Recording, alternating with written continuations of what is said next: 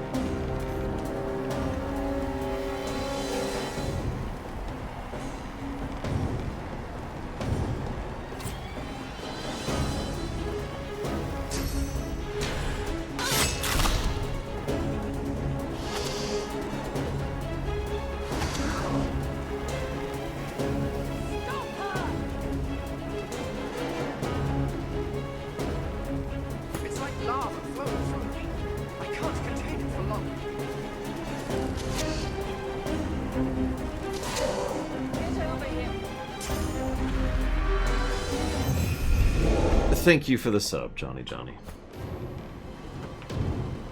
As always, appreciate. If you know where you want that to go, please let me know. And it shall be so. And enjoy the donuts. Who are you? Oh, you're way over here.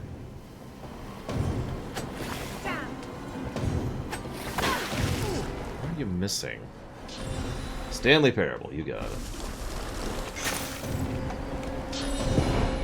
Plot convenience, Damashi. Gareth.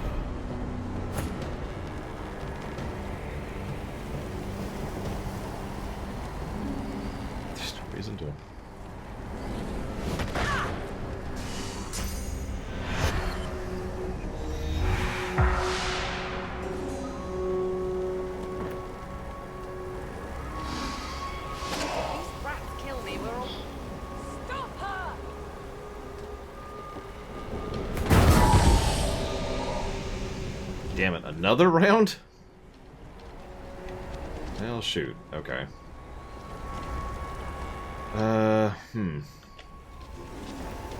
Honestly, wasn't expecting another round.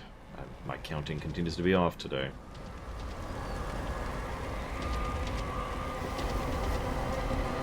Bull crap, that's out of line of sight. It's right there.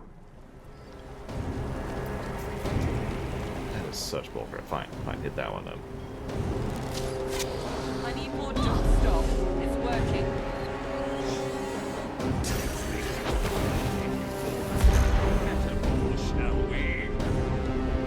So, yeah, one more round. It's okay, she has, 7 health.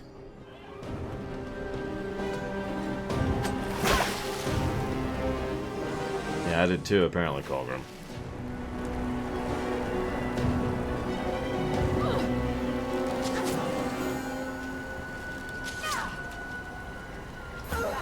Burning. It's like a bomb in my belly, ready to burst.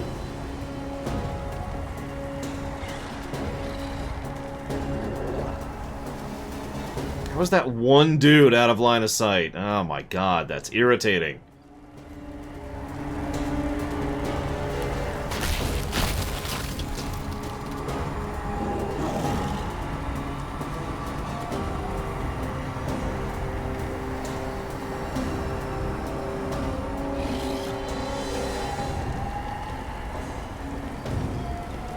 No, I do not have the ability to heal her currently. Thane does. And that's it.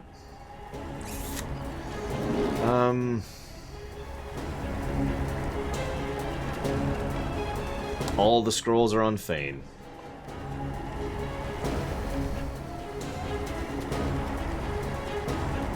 That's why Thane has the ability to heal her.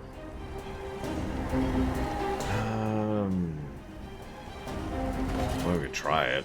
I don't know if I have any healing scrolls on me. I do. Target is out of line of sight. You gotta be kidding me! Alright, this is stupid. Climb down.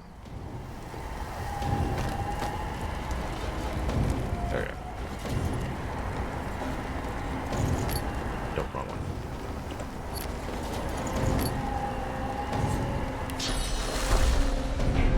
She's still out of line of sight? What the hell is blocking my goddamn vision? That's actually... Look at that! Look at that, she's standing right on the edge of the vision lane.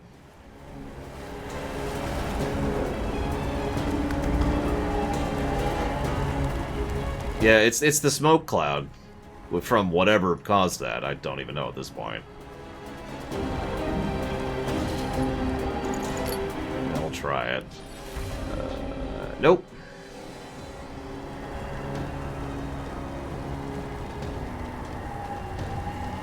close as we're getting right there.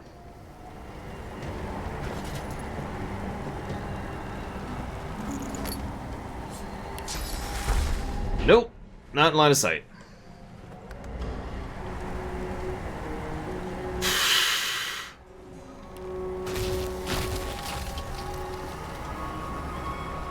Whatever. There's nothing I can do with her now.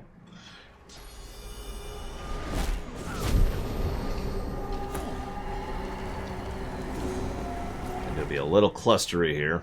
Can you get rid of that, please? Thank you.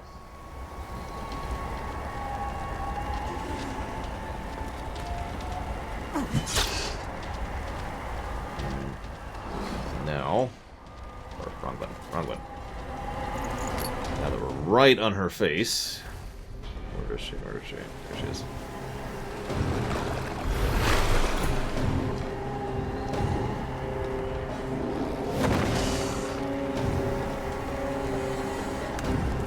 Because he had enough AP to attack and heal. Stop these idiots. Missed! That didn't miss.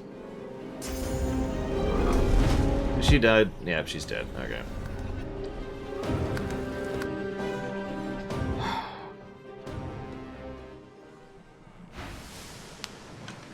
Of course, the ship's away. Is she ready to... I've actually never had this many problems on this fight, to be completely honest.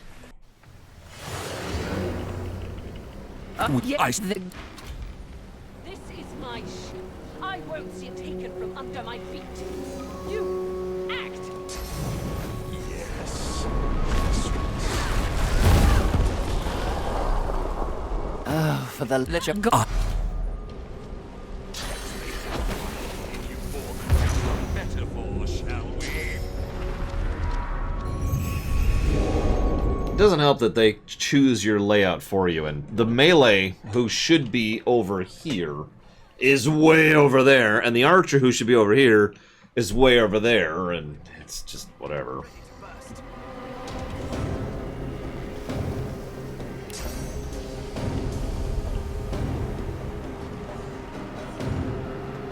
Go away.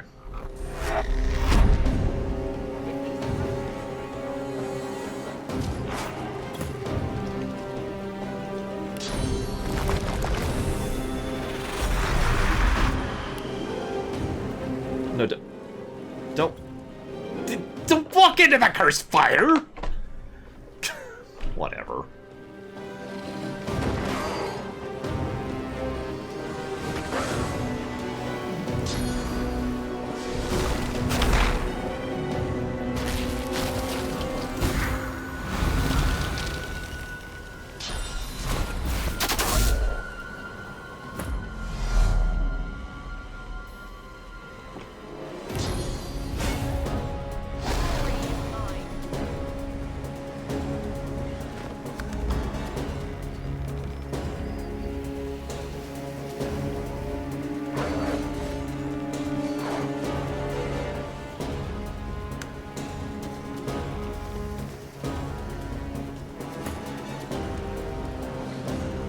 Die. Die. Oh my god. Just die. I'm wasting my time. Not for 4 turns, Console Hub. Why there? You could have jumped into the middle of those 3 guys at least, and had 3 of them on fire, but no, you decided to... Whatever.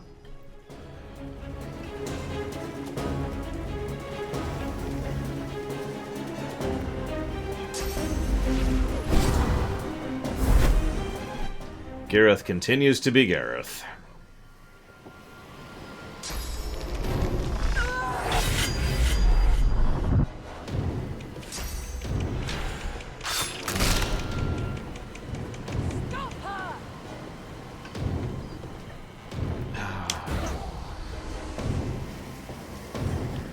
You are truly worthless, Gareth. As always.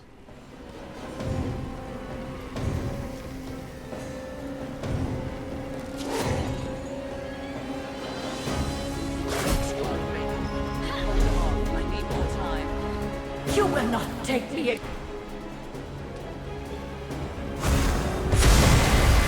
buff. Let's see how it suits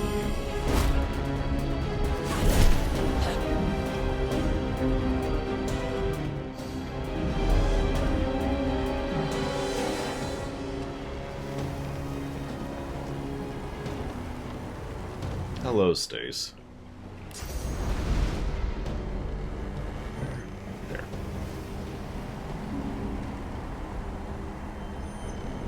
Oh, wrong button. That's why.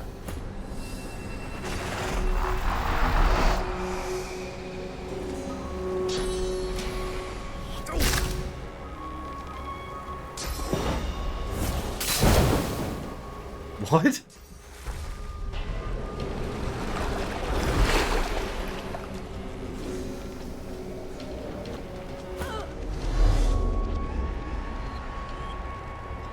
I'm okay. I'm not even gonna question that one.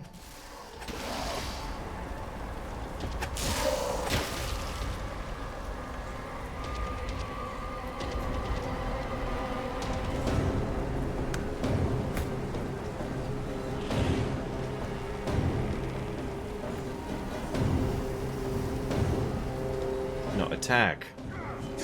There you go. Good boy. Oh, great. Now there's a smoke cloud over there.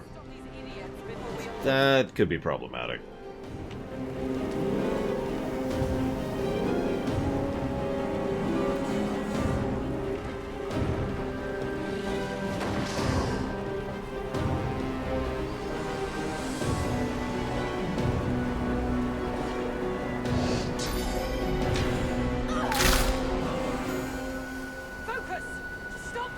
Yeah, I swear I know how to play this game, despite the fact that I've died twice in a row.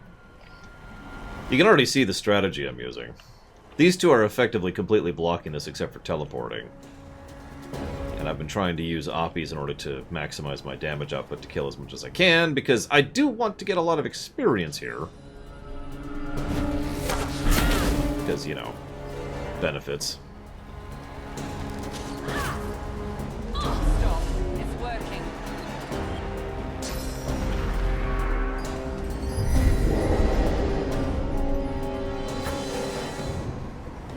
You mind.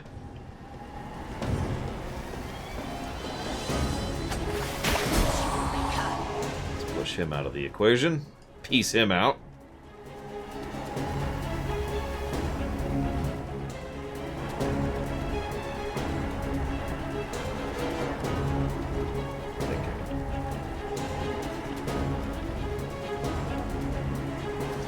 Yeah, honestly.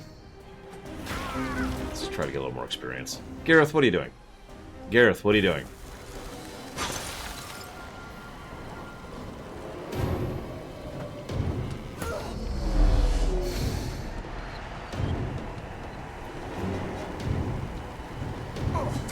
Okay, so, yeah, she just did something without my will. Does he literally have a confuse attack that I don't remember?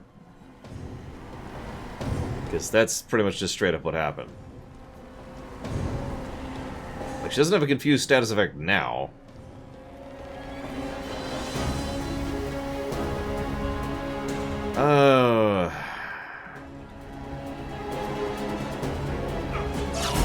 That's a good question, Console Hot. I suppose I am most fond of Hydro overall for general utility. Past that, I'd have to think about it.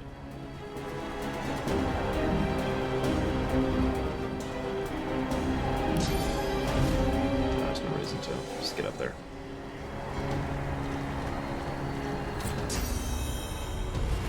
I'm starting to grow fond of Summoner, I'll be honest. That was a hell of a hit, Jesus.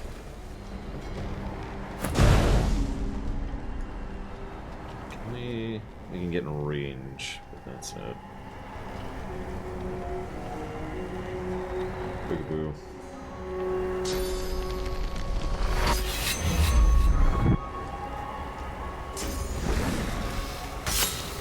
Would you quit it?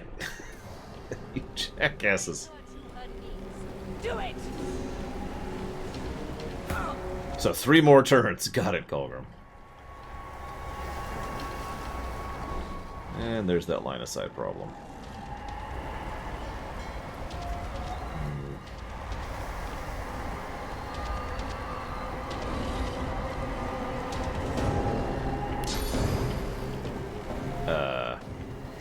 Oh, I'm in... There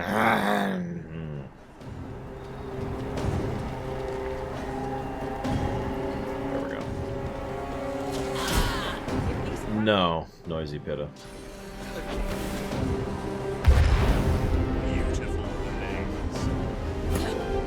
No, it was the smoke here. You could see it around the totem there. That's what was blocking me. So I couldn't do anything.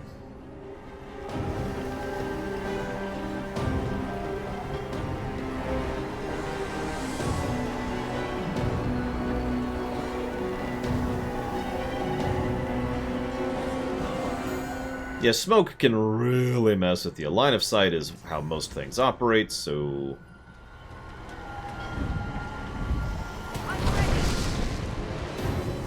Gareth.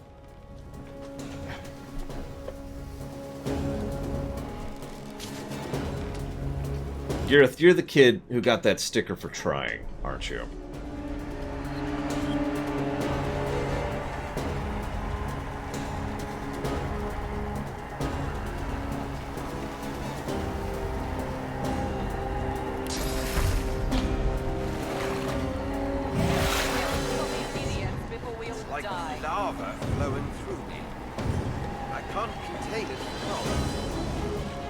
At this point, that wouldn't even surprise me, Kira White Noise. Tempted to go for it. In fact, I'm just going to go for it. Whatever damage I do is not going to be the same as what it's going to do to her. Let's get away from her, because I'm about to blow up.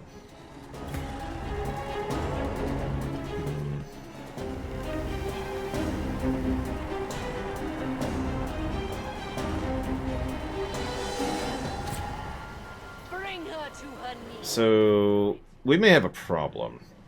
I didn't notice that she was decaying. And she has a hot on her while she's decaying.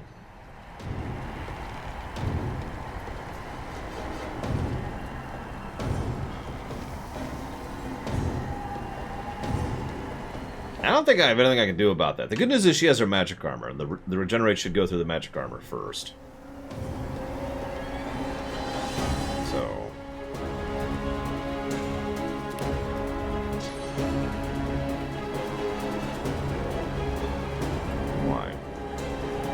Why am I body blocked?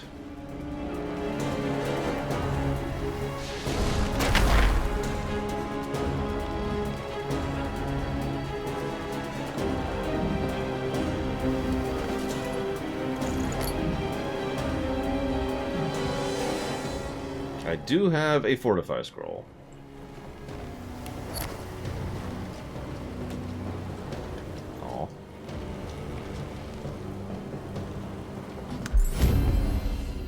And she's dead.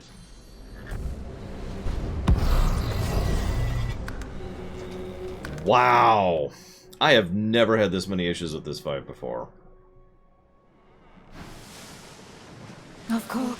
The ship's away. Is she ready to sail? A slow... To driftwood, then. It moves forward.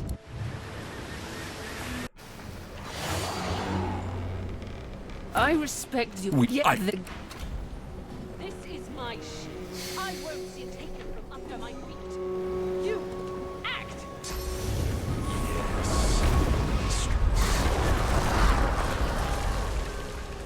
Oh, for the little... May you die in a great, beautiful blaze. Stop that elf! Her sorcery must be silent. I'm actually with Shaludo. I'm officially bored of this fight. And this is just officially a waste of my time.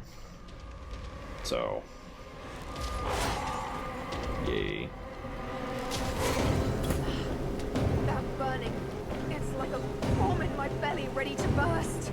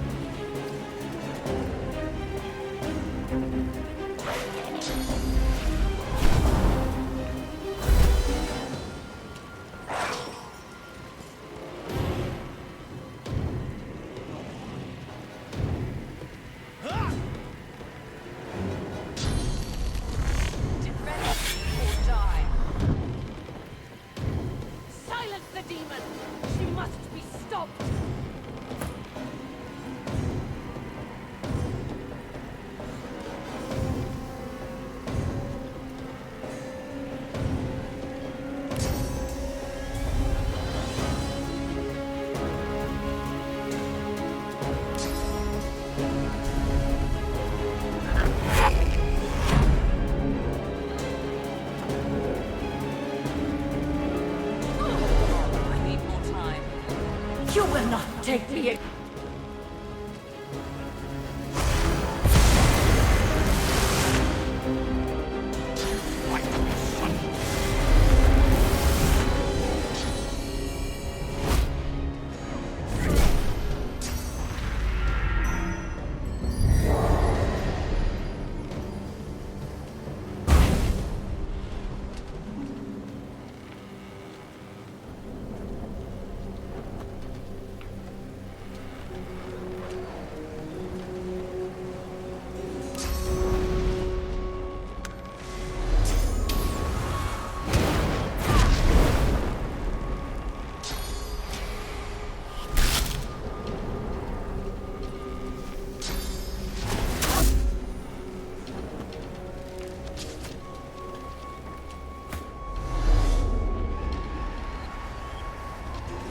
Obviously Gareth, Colgrim. I mean, there's just duh, right?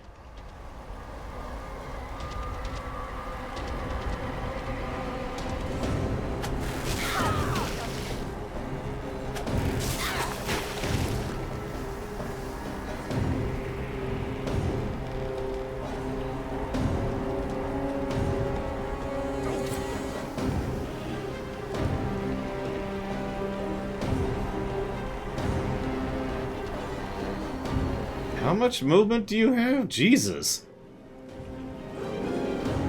Speaking of which. Come on.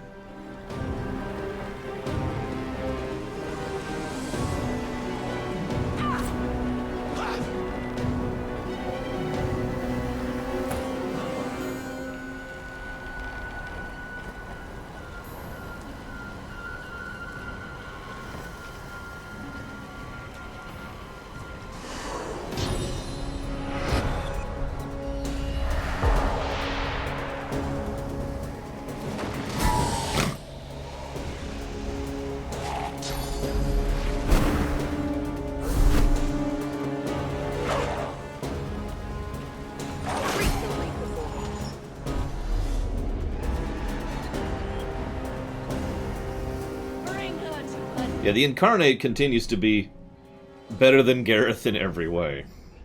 I can't contain it for long. I wonder if there's some significance to it. Nah. Stop.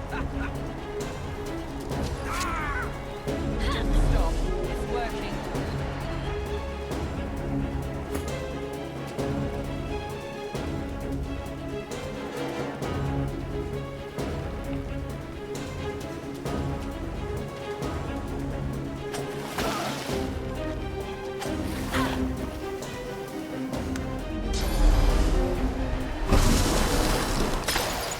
Why?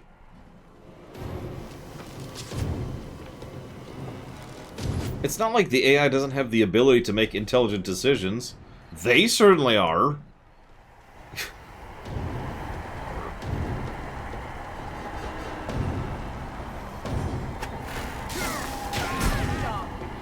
Listen, I don't care how good his song is, Guido.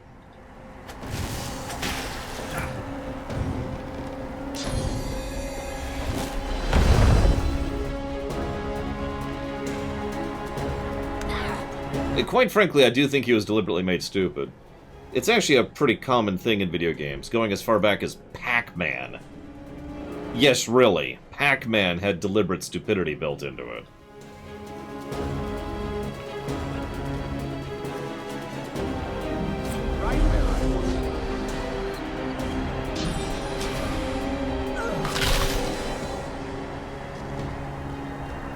Yeah, dumbing down combat AI on purpose is a very old thing.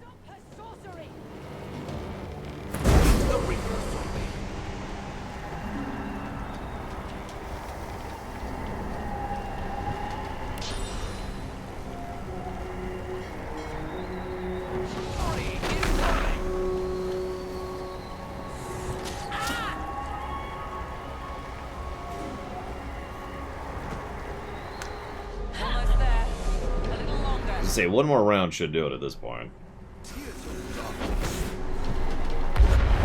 I love how he just has infinite range on that.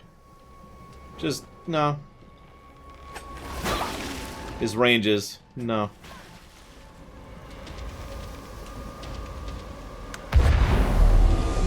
Gareth's like, I can contribute! Behold my power! Oh my god, he did something. He burned my character and slowed her. Good job, Gareth.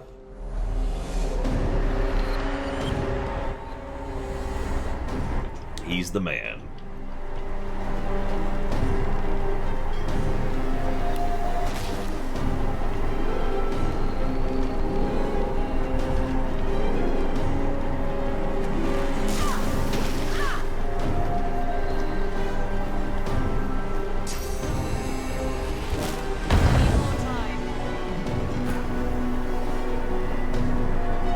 At this point, whatever. Go slip on some ice. That Gareth put there. Actually, I put this ice there, but... Yep! Knew it. Knew it was gonna happen.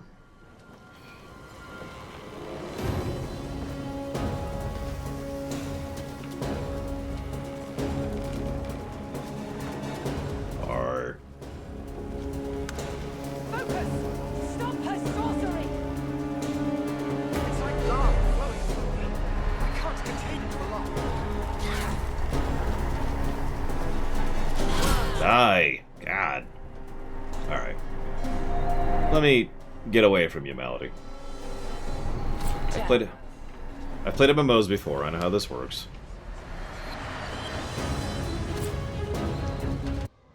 With the help of the half-demon Malady,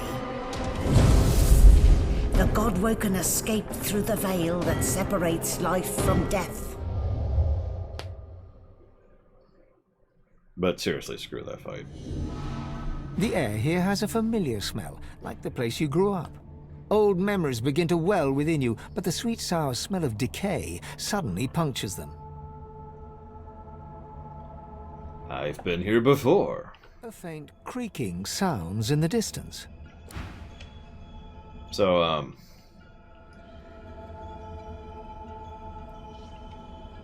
so there's the Great Acorn. Oh yeah, did we lose him, by the way? Is he dead?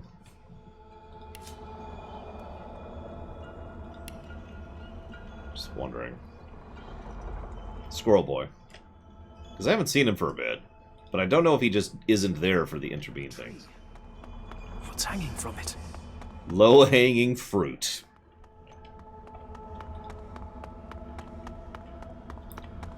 Yeah, if Laura died, it was probably during the Alexander fight, because I haven't seen him since then. Must be a way across. Yeah, I walk. Armadia. The Lords. How can this be?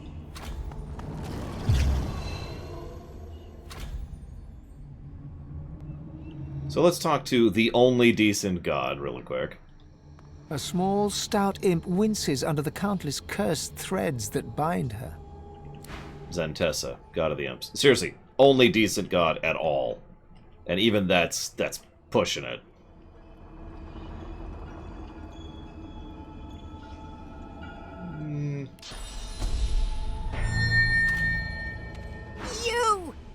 Your time is short! Your time is short!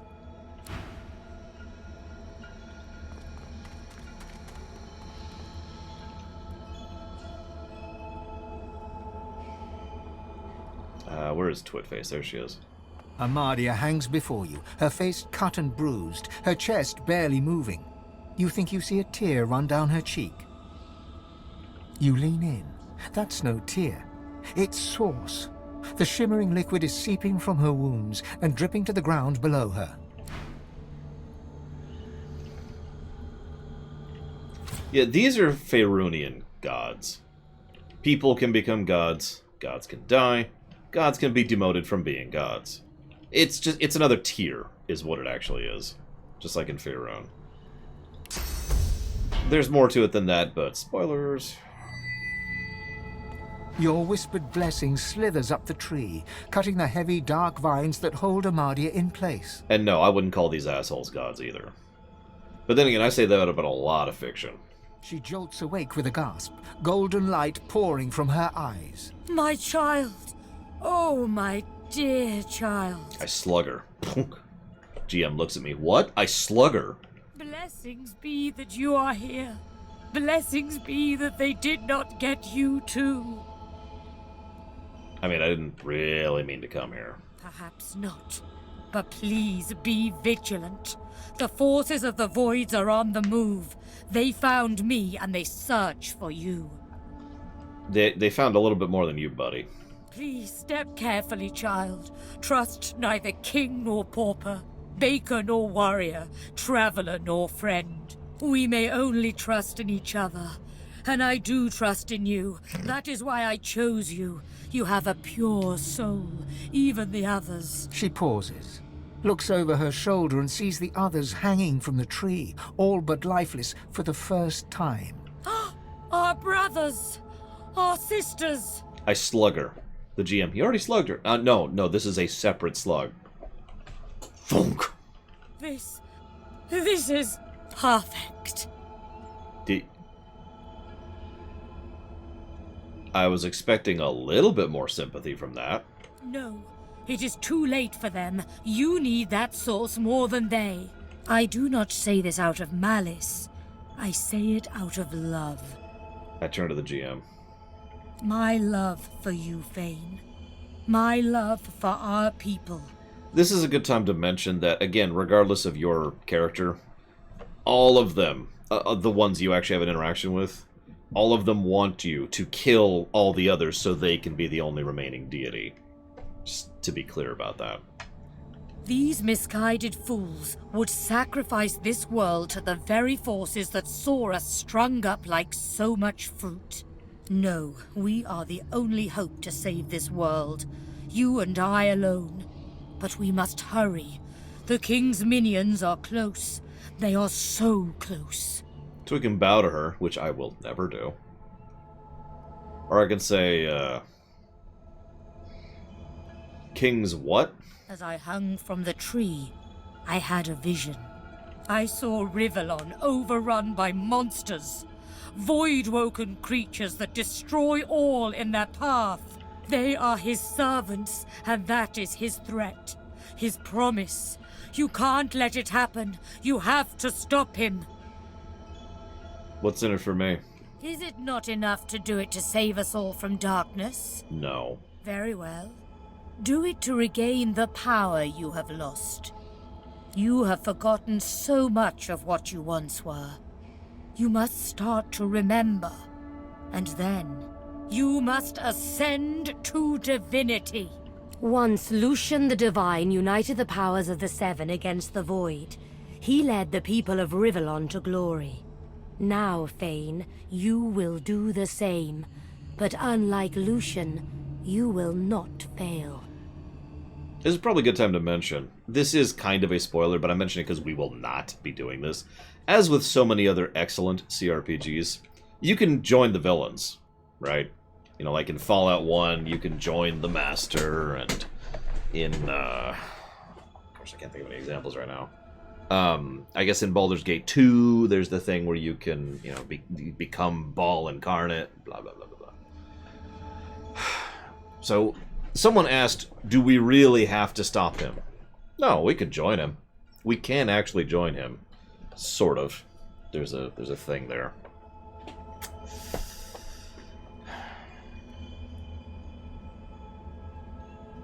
So, I won't let you down. Grin. She starts to answer, but her eyes change, turning from their gentle glow to a dark shimmer. She looks up and gasps. No, von Falkenstein. Apparently, yes. How, Colgrim? I've never heard of that. Oh, no, I know what you're talking about. Never mind. No, I see them. The servants of the king. The forces of the Void. Yeah, it's the Fane only option. That's why I didn't know about it. Or I didn't think about it. Fly, dear Fane, fly! White-hot cold pierces your heart like a blade. You are frozen to the spot. The burning ice pumps through you like a curse, and then...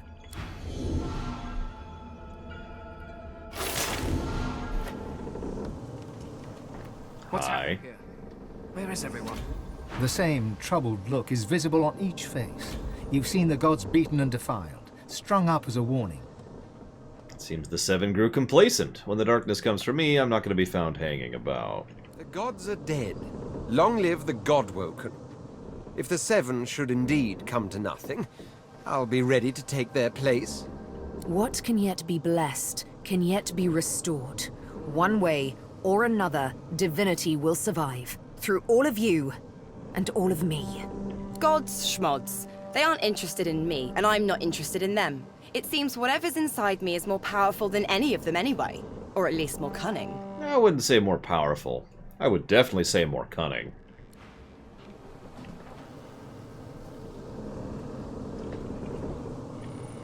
Doctor Who reference. So we're just kind of sailing through Jade Land here.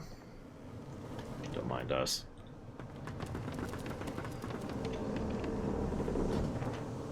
I actually thought about that a couple times during the fight von Falkenstein. It didn't really occur to me that it would do anything, because you can't aim them to my knowledge, so it would just hit the other ship. So, you know, shrug.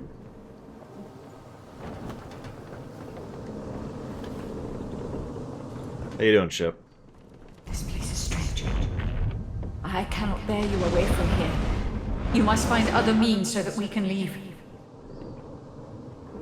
I mean, what means could I possibly use? The one who brought us here.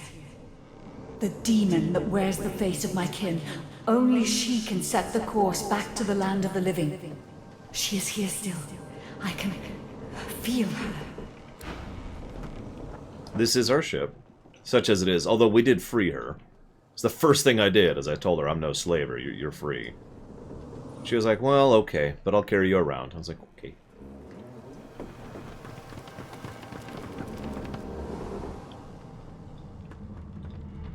Where is everybody? Hidden away somewhere, safe from the storm, I hope. Not a soul down here. Just stillness.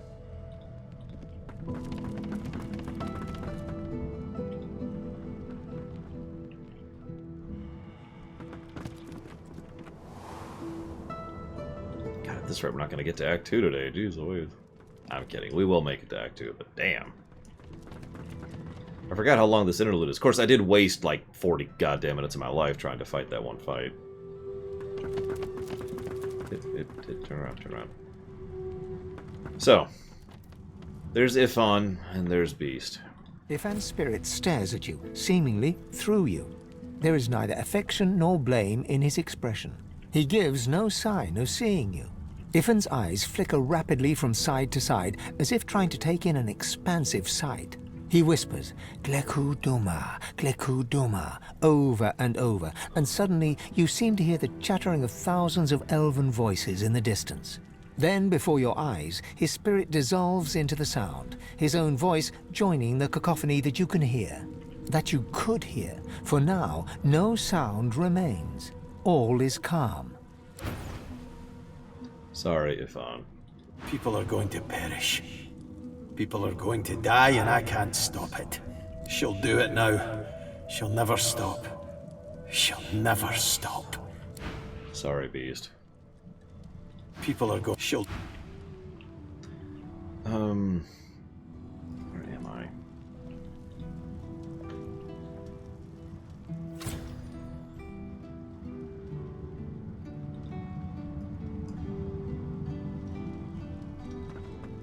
Where have you been? I can't keep this up much longer. We need to go. Some of the people are missing. Seeker's dead, Alexander missing, God-woken passengers deceased. And unless you want to die too, we need to go. Now. Brace yourself. This might hurt. A lot.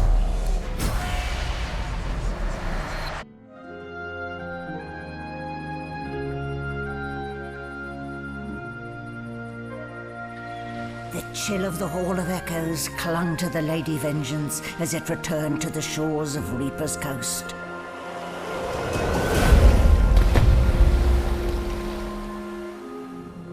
The Godwoken were alive, but what of the gods? Screw him! Oh, sorry. Yeah, no kidding, Damashi. Typical villain mistake.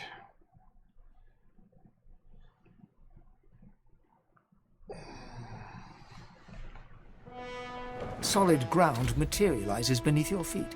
Your weight falls back into your body all at once, and bright sunlight suddenly illuminates your surroundings. As you look around, you realize you're still aboard the Lady Vengeance.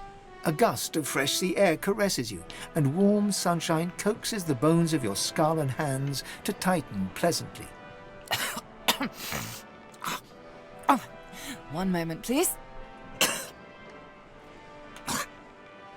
Oh, just a moment. Malady explodes in a fit of retching that racks her body. At last, she sneezes and expels a glob of something shiny and silver onto the deck. It wriggles quickly off the siding and plummets into the sea with a splash. Better. Okay, I'm gonna be polite and not comment on that.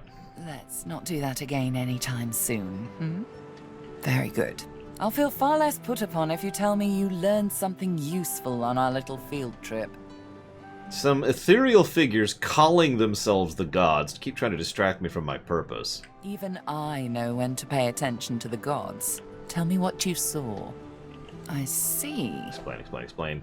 So, your god seemed uncharacteristically frightened, told you the void was coming, and that only you could ascend to divinity, after which you felt a cold deep within you. Well then, it sounds like you need to ascend, doesn't it? And quickly. She inspects her fingernails with great attention, then looks up at you from under an arched eyebrow. Did they mention how you were meant to become the next divine? Of course not. They're things that call themselves gods. Well... Do you think they're here to be helpful? Luckily for you, Mama Malady is here to help.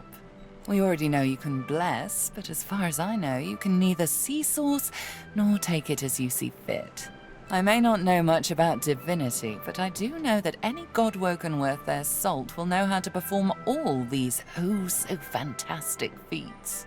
You need to go see the Meister. So where's the Meister?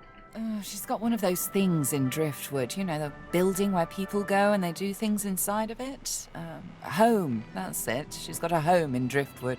Give me your map. There you are. Tell her I sent you and she'll handle the rest. You're at the beginning of a long journey, Godwoken. Long, but exceedingly interesting. Now, I must be going, and so must you. How do I get to shore? Why, our faithful little sloop, of course. We can all ride together.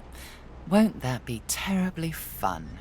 Before you go, if I'm not back by the time you find out where our journey takes us next, you can call me back here. Tell the ship. She'll know how to summon me. And in the unlikely case you don't manage to do whatever it is you'll need to do to become what you need to become, you could call me, but I would be grateful if it doesn't come to that.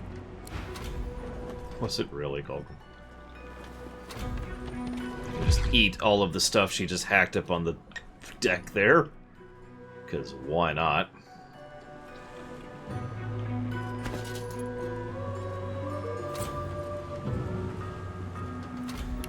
Cranking those wits. And that ranged. Just crank. I mean, we're pretty set in our build for a while here. Although I could start raising Necro on her. I mean, earlier we kissed someone who shoved live bees and beetles down our throat, so I mean, this honestly is kind of mild after that. I mean, everything's kind of mild after that if we're being legit, but you know, whatever. No one's ever regretted having extra help in a fight. I'll guarantee you that. It's kind of committing to the build for right now. Hey, summoning is cranked. What do I want to do with you next?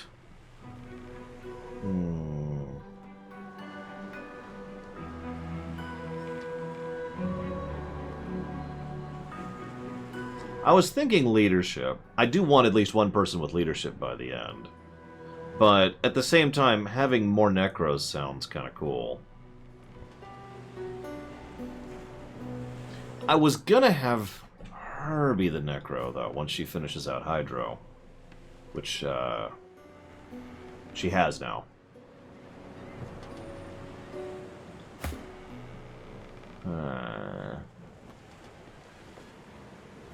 Allies for hire.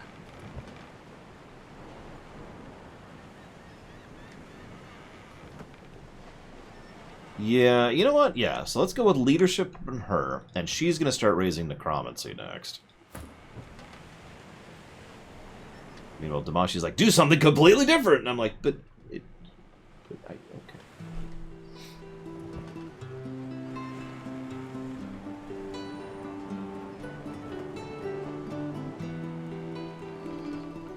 I've got sword fighters, mages, archers, all willing to fight by your side if the price is right.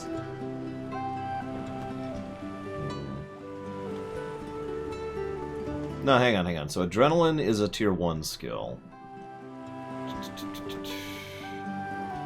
Cloak and Dagger's a 2, though. Whatever type of companion you need, I can provide.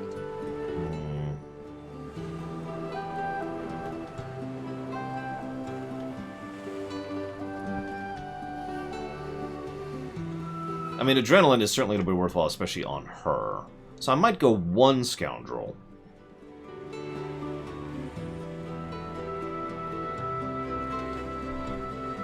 But make him the leader. He's not even done with two-handed yet. He's going to take forever to get there.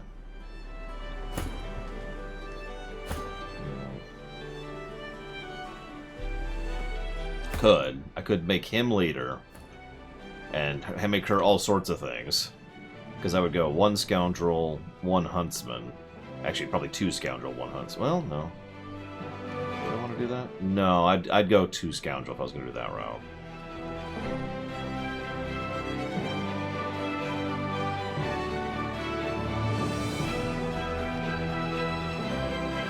So if I do leadership on him, and I do necro on her, which I'm fine with.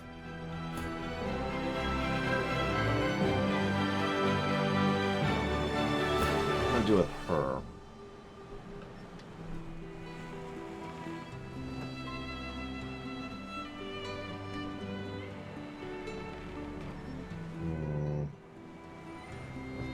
I mean, you're right, we can just respec whatever, but I kind of like to have at least a vague plan in mind.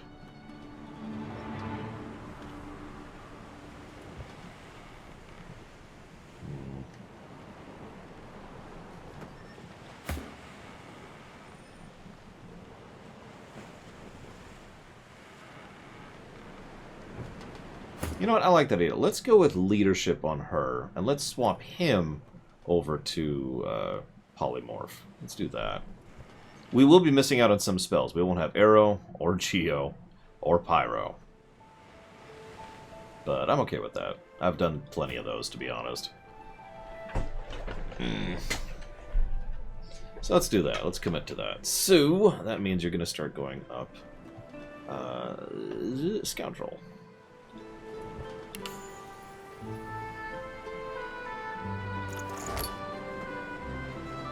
As I was say, I already know adrenaline. Well, okay. That makes that easy.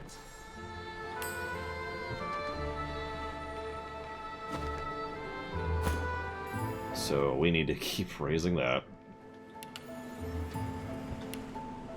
And that. There we go.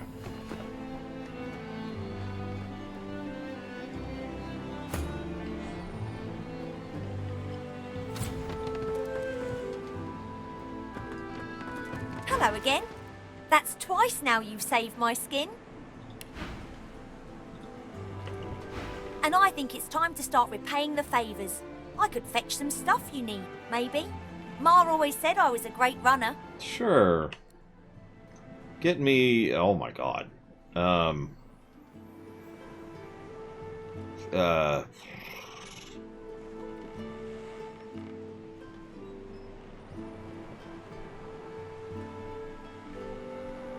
Never mind. Up to you. Hail, friend, and remember, in Lucian's love there can be no wrong. You're an idiot. I expect Malady has an answer to that. It seems she's got it all in hand. Right. Still stupid.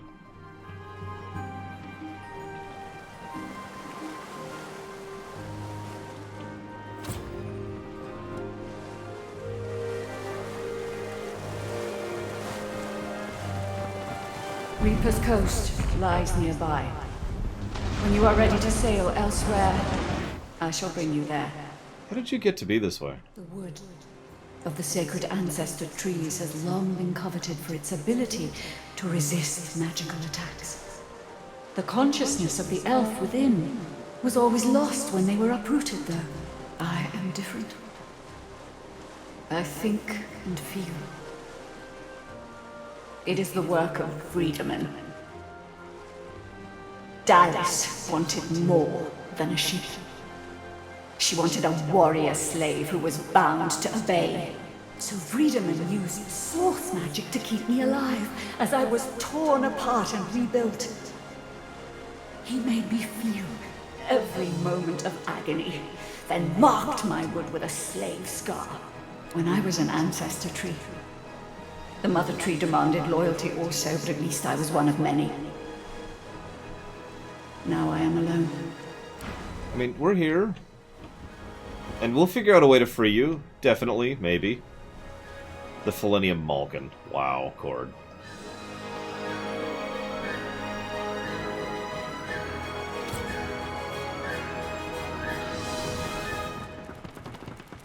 I hadn't realized I was in such illustrious company when we met before.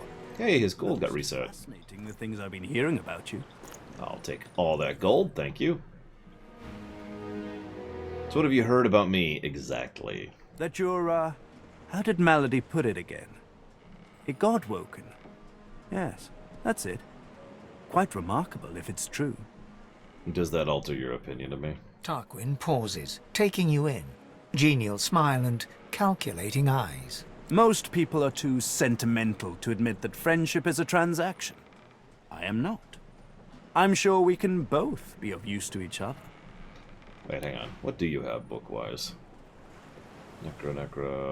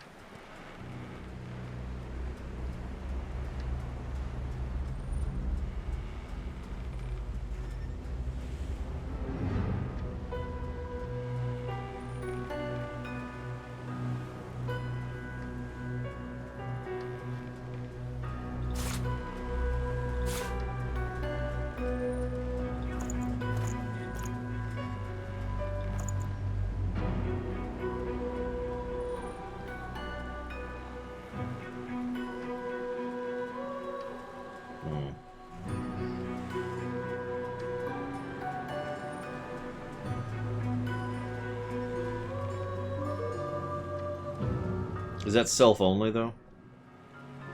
Or is it, like, something I could cast on? Because I don't think I've used that ability.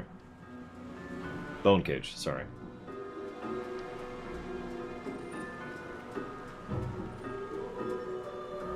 That's what I thought. We'll skip it for now.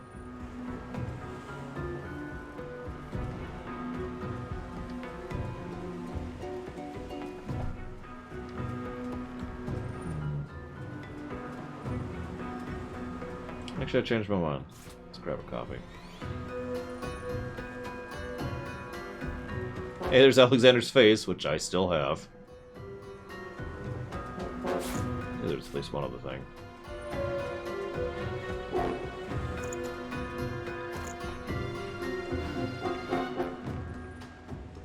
Marvelous.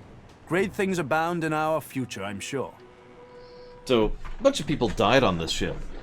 Is the donation from Guido for Life the method by which you survived? Why, it was your ally, Malady, who spared me. She claimed that I might be of some use yet. Rather flattering to enjoy the favor of such a powerful being. Right. Well, tell Guido for Life thank you very much for me, as ever and as always. Much obliged. Thank you. I've put that towards Wasteland 3, a game I'm looking forward to. Wasteland 2 was a game I wanted to like and didn't. But I've heard that Wasteland 3 has resolved most of my issues with it, so fingers crossed. Oh, Of course he does, Consul Hound. All you have to do is use your infinite power to force him to bow. And then he bows. So, anyways, welcome to Act 2. We're gonna be here, like, all week. This, I gotta be honest, this is, gargantuan, and I will freely admit I'm a little overwhelmed, even right now. Just thinking about all the crap there is to do. Yeah, this is an overwhelming moment. I admit I probably only feel that way because I know. Here we are, Reaper's Coast. We made it. But yeah, there's so much to do. You look pensive. Is there something on your mind? The hunt. Like always. To be godwoken is all well and good, but above all, I've yet to find the Master. Somewhere further inland, Roost Anlon breathes. All I have to do now is pick up his scent and make his last breath worth my while. Oh, okay. Yeah, I was gonna say, I think if we wanted to, we could just blaze through Act 2. Like, probably in about 20 minutes. We're not going to, obviously. A dying shark lies gasping on the sand, bleeding from the mouth and gills. It turns its dark and soulless eyes to you. Its bloody gills open in search of water, but find only air. Laugh at its predicament and walk away. It gasps in the air, struggling for the breath to speak. Its own blood froths at its mouth. No! Die here! Monsters in the water! Monsters in the deep! You have teeth. You don't have anything to fear. Monsters bigger! More and more growing! Save. I'll drag you back to the water against your will. It summons the energy to snap at you, thrashing in the sand. You jump back. No! Die here! Oh, monsters in the water! Monsters in the deep! I'm so sorry. Monsters in the deep! Oh, the world is dying. World is dying. The shark lays there, gasping quietly in the sunshine. Blood bubbles at its mouth. You leave it to die and turn away.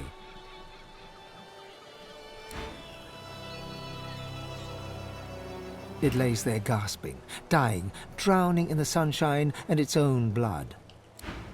Hang on, I'm gonna offer to mercy kill that poor shark.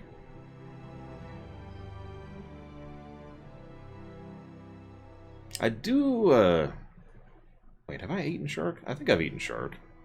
It's very sweet. It looks at you with its cold, flat eyes as if to say, do what you will. Then it turns away and gets back to drowning in the bloody sunshine. But trying to help here. Alright, fine, die.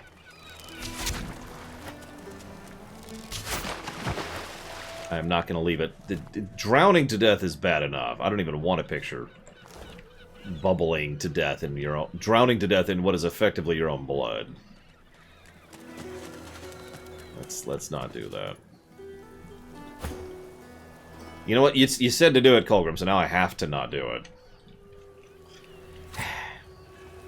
Alright, so I was asked to look at the map, though. So, you may or may not have noticed, but we can zoom out further than before.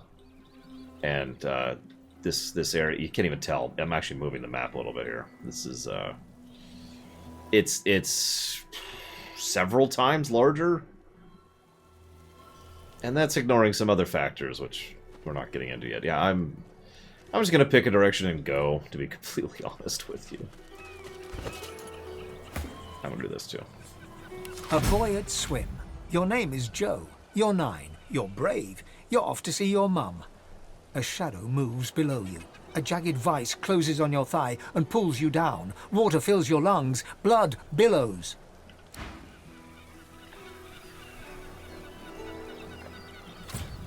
What, in terms of RAM, Tesla? Oh, give me a second. Right now, this is using up 4 gigs straight.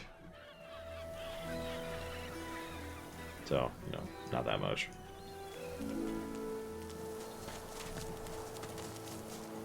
Yeah, 4 is actually pretty good. I've got 32 in this rig, I think.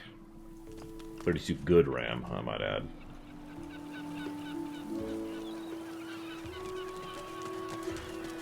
But yeah, the game is surprisingly well optimized, as we've already discussed. So, That Voidwoken had someone in its claws.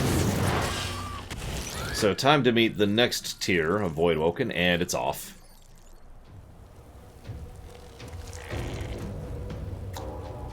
So, that's neat.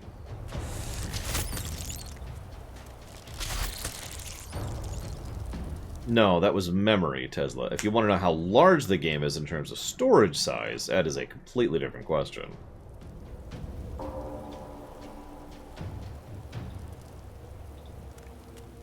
Give me a moment. This game is 58.5 gigabytes in terms of storage size.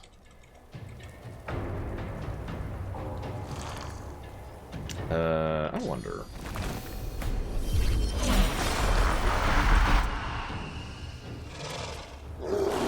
Yeah, that doesn't include saves. That's just the install.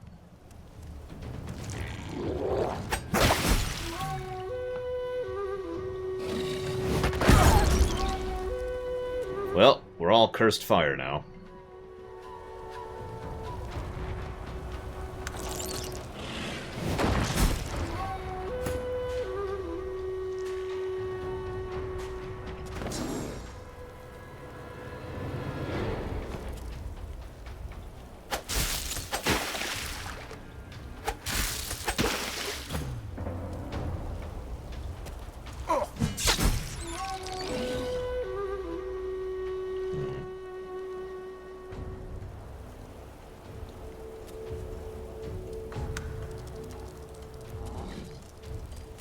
You had 3 gigs, Loner? Damn, that's huge. Can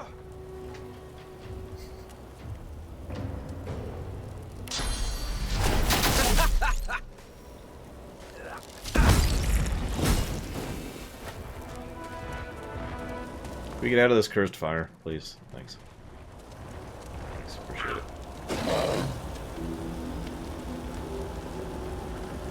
I remember the days when 500 megs of storage space was large. I can even tell you the computer I had when I had that. It was huge. I could store so much stuff on it. I was rather pleased with it. That was actually the first computer I custom built, actually.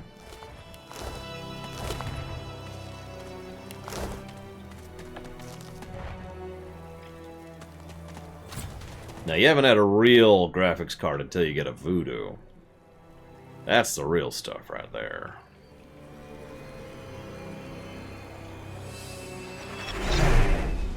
A Magister caravan. I remember one just like this picking me up. Could have been a shipment to Fort Joy. What happened here? Can't be real. Not real. Not happening. White as driftwood salt, the dwarf flinches at your approach, yet she holds a short, clean blade aloft. Her fierce stance can't hide the trembling of her fingers. Back! Back! Magister, I'll kill you, just like the rest of them! You realize I'm not a Magister, right? She slumps, all bravado draining from her. No. I've never seen anything like those beasts before. Are they gone? It's alright. It's okay. She quails at your touch, shrinking back from you. Her eyes widen and lose focus, as though she's seeing something played out before them. Her voice is shaky when she speaks. Those? Yes. Worst ones I've ever seen. Ripped through the Magisters. The dwarves. Dead. And the sorcerers. Sorcerers. Gone. I don't see any sorcerer bodies. What happened to them? Her eyes stare vacantly into the distance, glassy as marbles. It's not cold, yet her shivering is relentless. I don't know. I don't know. Oh, Duna's beard. Lohar.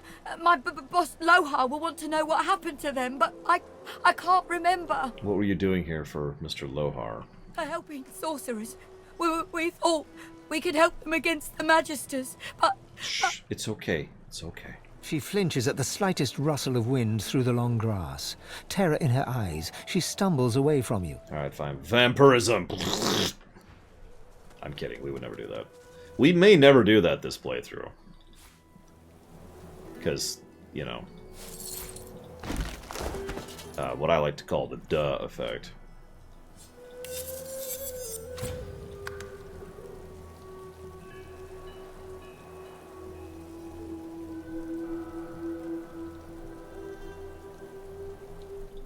Yeah, I'll go with those. Thank you for watching my show, Tessie, as always. I assume you mean Wings of Liberty, because we're tracking all three separate. But I do want to clarify. I tend to default to Wings of Liberty if people don't clarify.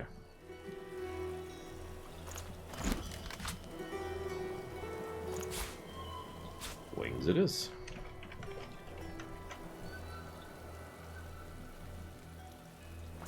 So you hold on to that for later. Switch over to you. You learn that. And where's the other one? Yeah, go. I do try. Oh, I already had one. Oh, whatever. As I often say, I fail, but I do try.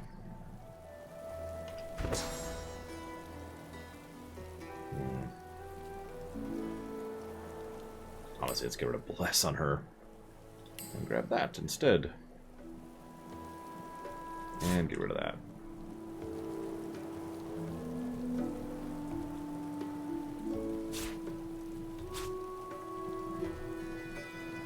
I'm just saying, source vampirism is really messed up, and that's why we're not doing it.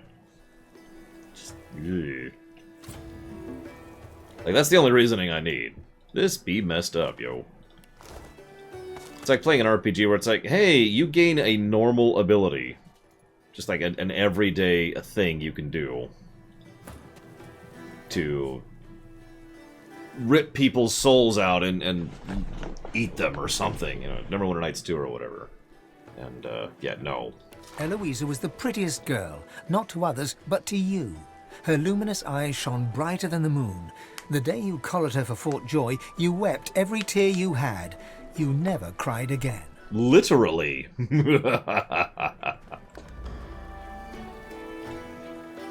Okay, I know Doc is one of the commands. Is Nightbot not up right now?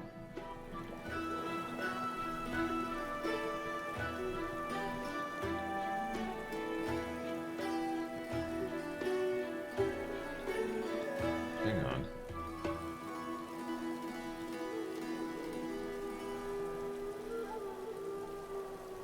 Yeah, the Nightbot page isn't loading at all for me, so I'm guessing something's going on with Nightbot right now. Here, hang on. I will pretend to be Nightbot for a second. There you go. Beat, boot. Destroy, destroy. Oh, sorry, sorry.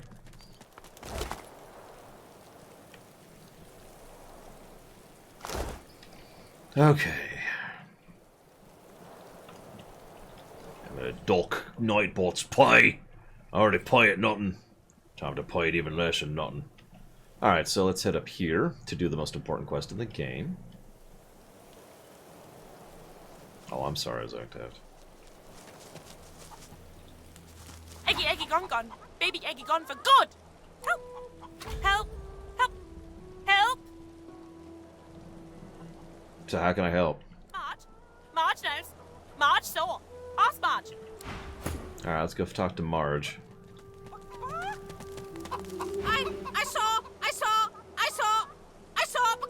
I saw. They were stolen. The babies, the eggs, something took them. Where'd the creature go towards? If I showed you, you could bring them back. You could bring them back.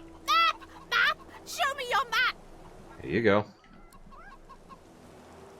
In a flurry of feathers, she leaps up and pecks a small hole in your map.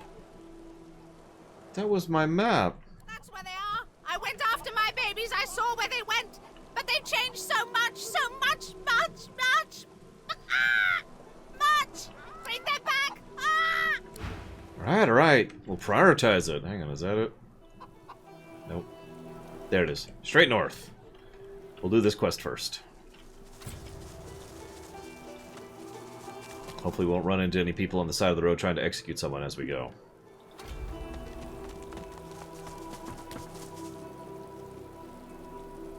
Come now. Is this really necessary?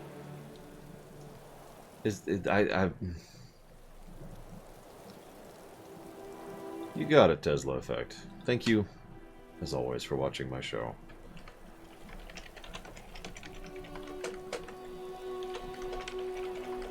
I don't know if we're playing Legendary. I feel like I've been asked that question a lot lately. I should just turn it into a drinking game. But, considering how long it's going to take for the Emmy runs to get funded, those Legendary Editions will be out before those runs are funded, so we will probably have the information necessary to decide then. Because right now we don't really have a lot of info, at least not info I would consider relevant to deciding. The lizard hangs from the gibbet, her face blooded and her scales discoloured. Her eyes are closed, but her tongue flickers as you approach. Welcome to Driftwood, Godwoken. One bloody eye cracks open, glittering gold appearing from beneath the swollen lid. Chased you all the way here from Fort Joy, did they? Very well then, cut me down. There is work to be done. Or, indeed, you could stand there gulping as if I just run off with your femur. You might not have the brains anymore, but I pray you've managed to keep some wits. Nakama is a real word. It is Japanese.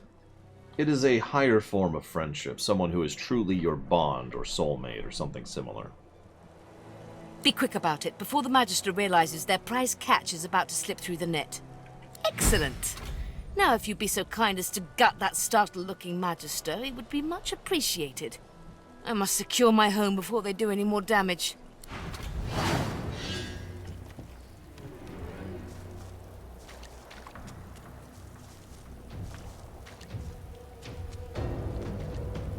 You, okay.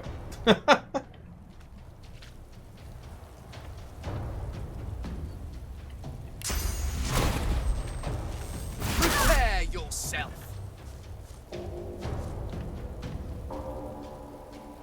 Well, evasion aura sucks. But whatever, as they say.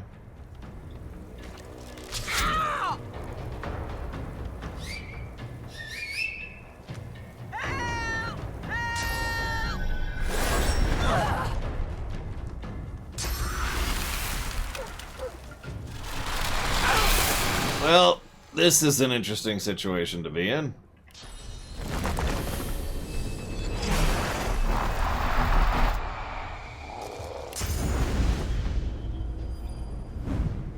Good night, Shalita.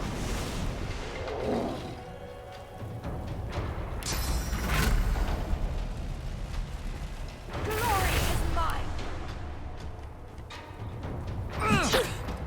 What? Use the ability.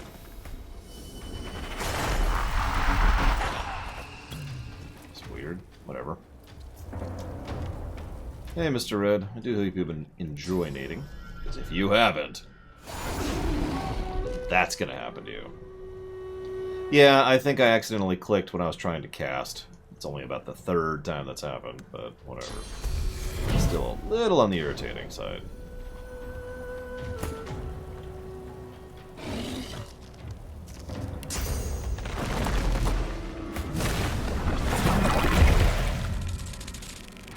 Oh my god, it's a freaking spider. I've decided that I hate myself, apparently. No, wrong, no.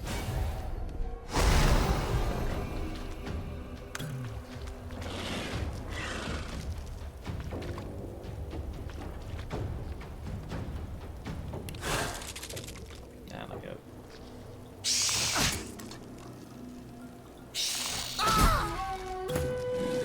I don't know if the Avengers can help with giant spiders.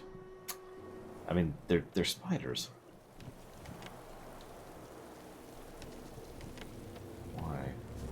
Oh, I see the problem.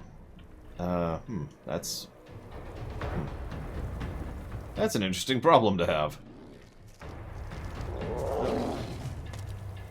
Let's kind of peace out there. Hey, it worked. Sort of.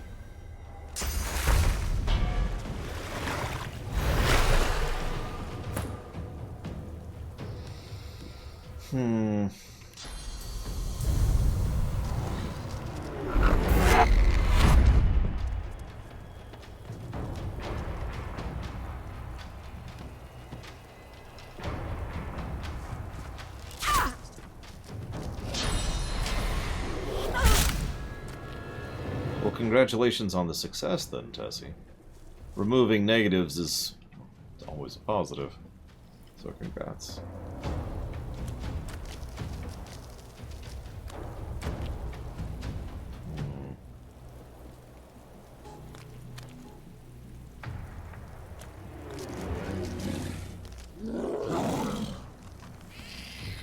Sorry, I'm debating. Let's just do this.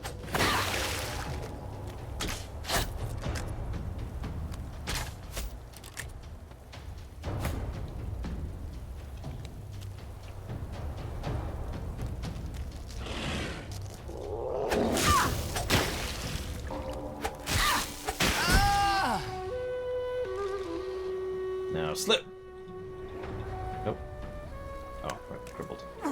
Wonk. For a little more than that, but that's okay.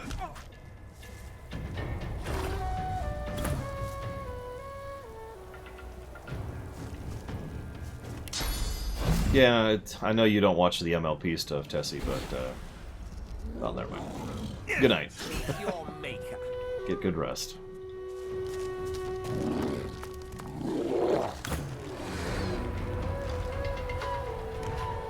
Right on this sucker's face. Hello. How are you? Let's get right on this sucker's face. How are you? We're your nightmares. All of them. And then, just for hell of it. I just wanted her to die. Or him to die screaming. That's all that was about. I'll start being picky about loot at this point. Actually, I should probably grab the arrow. Speak. Hi, how did you ever escape? A tale of cloaks and daggers and daredevilry. Are you up for it? Of course! Wonderful. She bows with thespian flair. Imagine a black room. It's been your room for years. You know it by touch more than sight, for it's always dark. Okay. And when I say always dark, I mean always dark. You're either in the room or in the box, for it's in the box that you travel. Okay. You're only let out at night, because you only hunt in the night, with the Master's voice in your ears urging you on. So we're killing this guy, right? And after it's done, you lie down in the box once more, with wet hands and mad red thoughts. Okay, so all of that sounds approximately terrible. Sometimes it's best to let sleeping questions lie. The thing is, the box didn't break me, though I confess it taught me to hate. I can't imagine why. One night, I killed a scholar. With my needle through his fragile old skull, he fell headfirst upon his writing desk, blood mingling with spilt ink. It's when I saw the ink that timid thoughts of rebellion first bloomed. Back in my dark room, I dipped my needle that killed the scholar in his own ink, and engraved his name in my skin. I'd remember him. I'd honor him with vengeance. His name was the first, but many more followed. Do you mind if I see the name? Of course. She bares her left arm and shows you the name. You softly run your finger across it. Mindarin. He was Turashar, a keeper of stories. I'm sure he was loved by many. People like him, the beloved dead, they kept me going. Then, one day, it happened. A gush of wind. A sliver of light. Light! I hardly knew it for what it was. A simple oversight that comes with habit. A door, left slightly ajar. That was all I needed to feel a rush of blood, a thirst for liberation like never before. I tore at the shackles that kept me chained to the floor, iron thick as a smith's wrists. Of course they wouldn't budge, they never did before. But now that I saw the light, something welled up inside me, a raw and undeniable burst of power. The shackles broke, and next thing I knew, I was free. I stood alone outside the ruins of a fortress, snow-capped peaks all around me. But the sun, oh, the sun. I had risen as if from the grave, and she kissed me back to life. Damn. Ain't over yet, honey. But...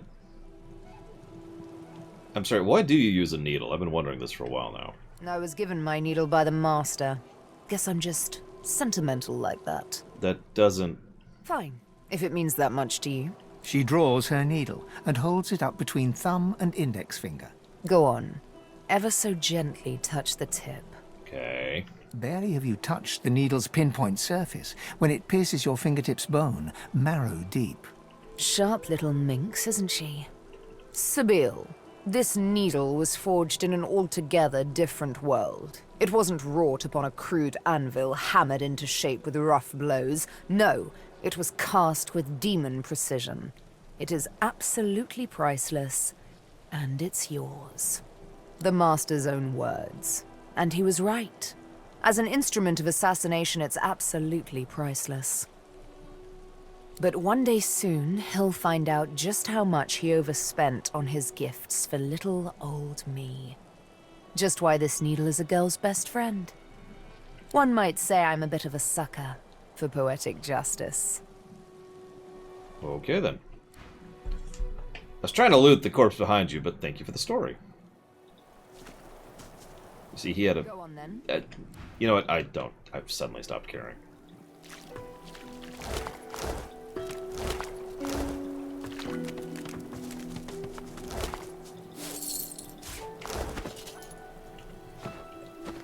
Go ahead. So, you still haven't explained what led to your expulsion from the ancient empire. He sighs, rather dramatically. Oh, perhaps that's because I don't quite enjoy broaching the subject. Valid. It's okay if you don't want to talk about it. Thank you. But I suppose you've earned the right to know. The long and short of it is that I was banished because I was found in bed with a demon.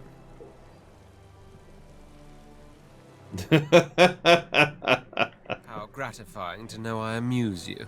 You clearly have a hard time understanding all this, so let me paint you a picture. I am a prince of the House of War.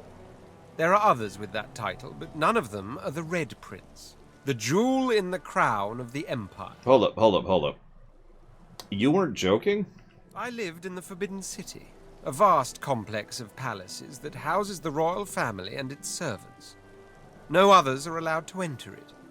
As for myself, I was never allowed out. I don't think he was joking. That is the price I paid for my genius. I was too valuable to be exposed to the dangers of the outside world. All the wars I won, and I won them all, of course, I won from the comfort of sofas. Bring me information, and I will deduct, then instruct. From amid the ultimate opulence of my quarters, I expanded and very much ruled the Empire. I had it all. And frankly, I got bored. I mean, that sounds like a gilded cage to me. Exactly. I did not suffer the boredom of some spoiled brat. Mine was the absolute absence of challenge, the longing not simply to watch the horizon, but to journey towards it. If I could not experience the joys of the world beyond, I had to bring the world to me. Miraculous what a sorcerer can do with a little arcane lore. I summoned demons, the most dangerous game in the world. But they knew they met their match in me, and so we conversed. We drank wine, we played chess. Converse with demons, and you learn of the shadows behind creation. Drink wine with them, and you have visions of worlds beyond worlds. Play chess, and you know that one wrong move is certain death. My mind rejoiced. Now for the body, I reasoned, so with a certain succubus I spent nights that would surpass your understanding. So you do comprehend. I spent a whole year in the company of demons, every night atop the white library tower of my palace. It was my great study of existence. It was my supreme joy, even if... It led to your downfall. Yes, even if it led to my downfall. What happened next was simply unforeseen. One moonless night, the succubus that was my lover turned to me, fangs exposed. But I could tell from the glint in her eyes she wasn't bent on our usual fang play. There was no light in that glint. It was the darkness of the void, the wet darkness of spilt blood. And in short, I was afraid. I tried to move away, but it was too late. She was upon me. She had done it. She had outmaneuvered the Red Prince. Finally, I was vanquished. So what happened next? You can't stop the story there. Hang on. First things first. What in the name of the seven is fang play? Oh, yes. Do allow me to explain. I regret this decision immediately. The Red Prince regales you with an unsettlingly graphic description of what you consider to be a rather eccentric, if not aberrant, form of sexual gratification. But of course that was all still rather innocent. I could tell you all about something truly special some other time if you like. No, that's cool. Please continue your story. Are you okay? You look a little green around the gills there. And that's impressive, because I'm a skeleton. Now where was I? Ah yes, the succubus. She went for my neck. Quick as a charging cobra, but then suddenly it's as if time ground to a halt. Something deep inside me welled up, a power I never knew I had. She screamed. Sorry. A scream so abhorrent its ripples caused birds to fall dead from the sky. People covered their ears in vain as they went insane. The Imperial Guard forced itself into my chambers and found me with the succubus still on top of me. I believe the phrase is caught red-handed. Yeah. That's a true statement. So, to totally not change the topic, how you finding life on the road, buddy? At first, I admit it was all rather tiring. I was, after all, marched out of my own empire, and I've been hounded by the odd assassin ever since. Uh-huh. After that came the indignity of the collar and incarceration. But ever since we decided to be so bold as to bid our farewell to Fort Joy by any means, it's all been rather fun. Oh, I could complain about the food and the lodgings and the sheer barbarity of the common folk. But in truth, all of that fits within the larger frame that is adventure. Adventure is precisely what my life was missing. I told you earlier I could tell you tales about what it was like to be a prince of the house. Tales that would last us 1,000 nights. That is true. But I'd much rather speak of the tale we are shaping now. I'm glad you're liking it. Yes. As long as that road eventually leads all the way back to my throne, that is. Obviously. I mean, where else would it lead? Duh. As they say.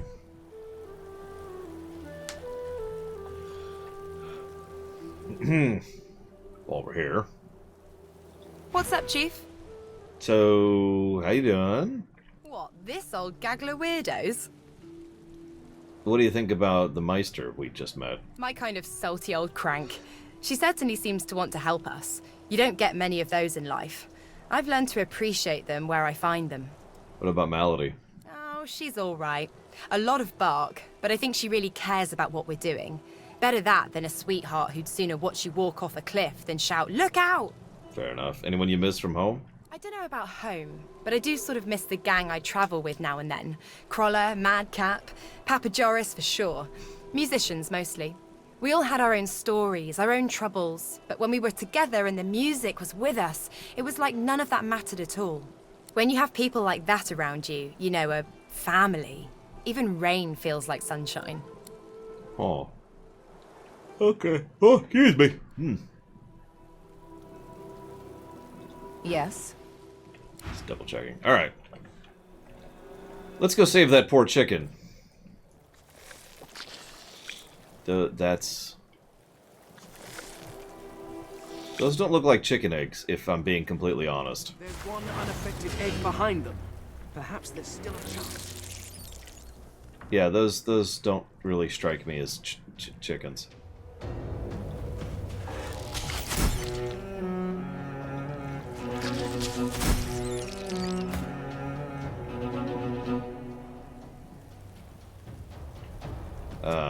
You know what? Let's just...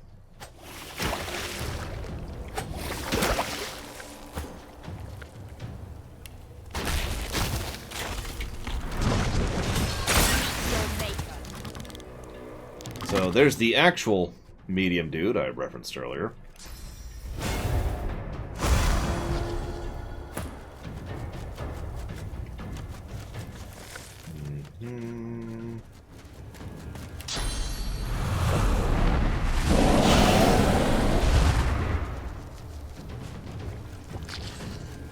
Yeah, medium dude is going to become our new normal dude. For well, maybe not yet, but that is eventually going to happen. Can you not? Okay. Whatever. I swear that's a medium dude. But yes, as you can see, they have converted the chickens into more Voidwoken, so that's terrible. But there's one surviving chicken. Let's go, let's go, let's go. Somewhere. There it is. There you are, little egg.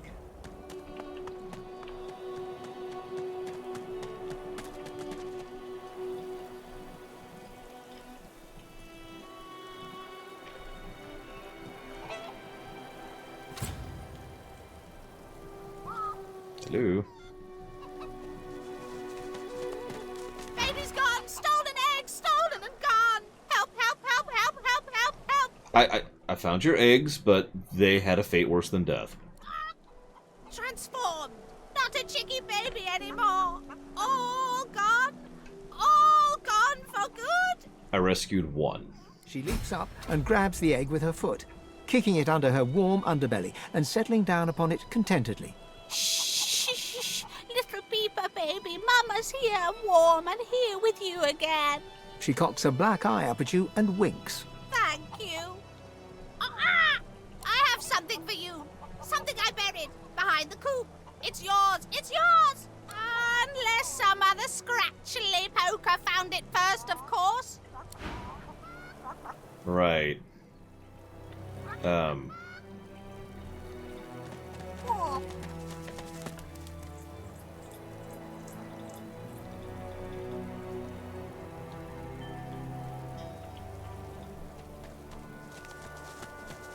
I do like fried chicken.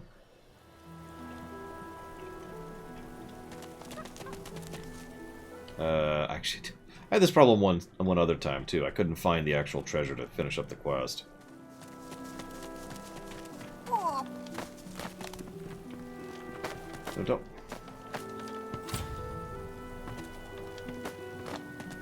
I've spotted something. There it is. Guess I just was failing at my wisdom save or something. Not seeing the damn thing. It's a ruby.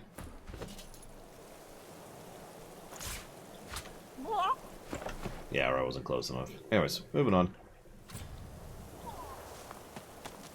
The kid is whistling an off-key tune as he strolls about shiftily. He raises an eyebrow at your approach, but says nothing. You got anything to sell? Nope. Ain't up to out. Just looking for someone. Seen Ben Mesd. In the past, but not here. Too bad. The kid shoves his hands in his pockets and ambles off, resuming his tuneless whistling.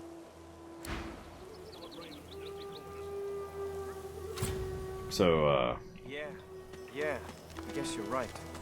Of course I'm right. Stick with me, kid. I won't steer you wrong. Get yourself in check, boy. I won't have you running off like Millicent and Tully. You'll just end up sliding down some Voidvoken's gross gullet, piece by piece. The older-looking Magister notices your presence. He wipes his grubby hands downward across his greaves, as if to wipe away the grime, but instead smears more dirt onto them. Halt! What word do you bring?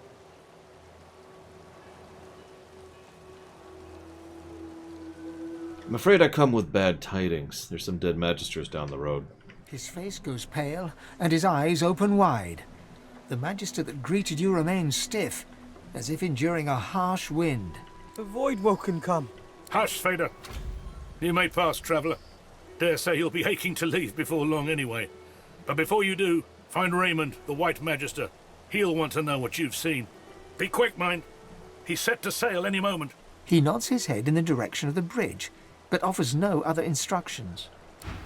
As long as you stay put, you'll be safe. Silent Watchers just defending the bridge there. You sure? Them sorcerers from the caravan? God, it's weird not killing that group. Not that that's my normal approach or anything. Peaceful enough. Let's find out if looks deceive. There's a lot of call for the junk you sell, then. Junk? Why, I offer nothing less than the wisdom of the ancients, and... Smells worse vapid fiction, along the large helping of ham. You too, Julian. Show him how it's done, man. Save.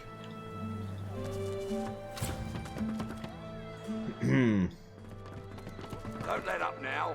Keep hauling that cargo. Go on, you mute sacks of flesh. Put your backs into it. I'll not lose another day to the tide. The Lord Dread awaits. Its sails billow with Dallas's breath. The Magister stops, barking orders. He sniffs the air like a predator, turns to face you, the wolf eyeing the deer.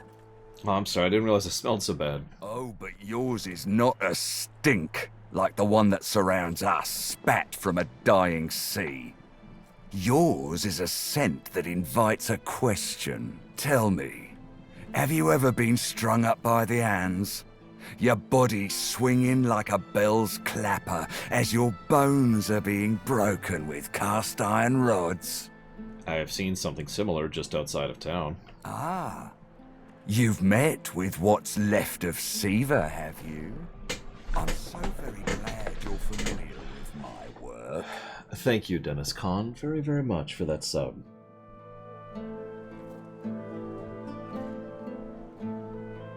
If you happen to want to put that towards something, as far as a future stream, please let me know.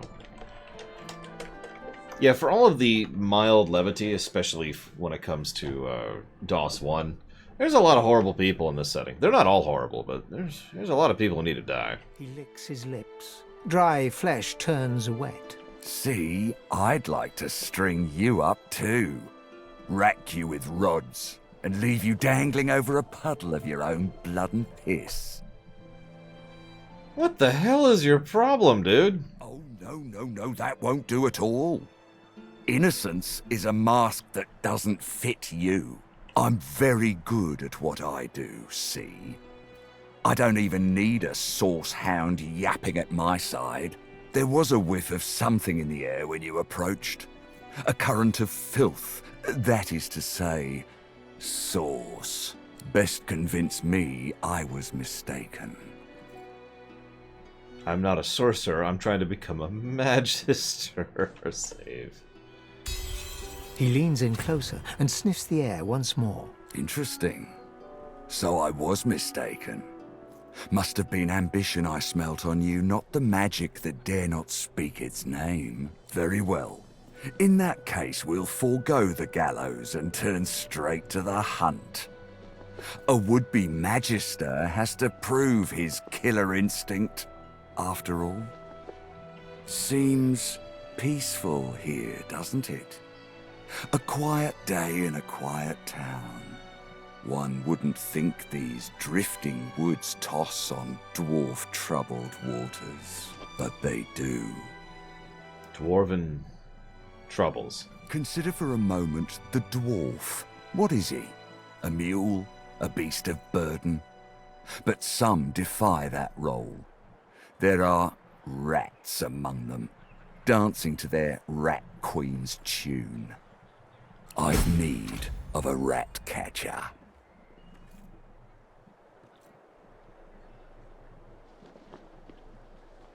I'm gonna need a little more info than that. Of course. I must depart post-haste, but Julian here will stay behind and be a good little parrot. Ask and he will answer. So I'm gonna go and admit something. I've never done this guy's quest. If we don't kill him now, do we get an opportunity to kill him later?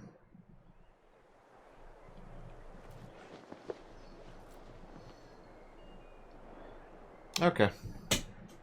In that case, his pitiful, insignificant, and miserable life shall be spared. For now. Stay behind? But I've my orders. Same as you. Dallas. Like I said, Julian is staying. And with that, I must be off. No hard feelings about the death threats, of course.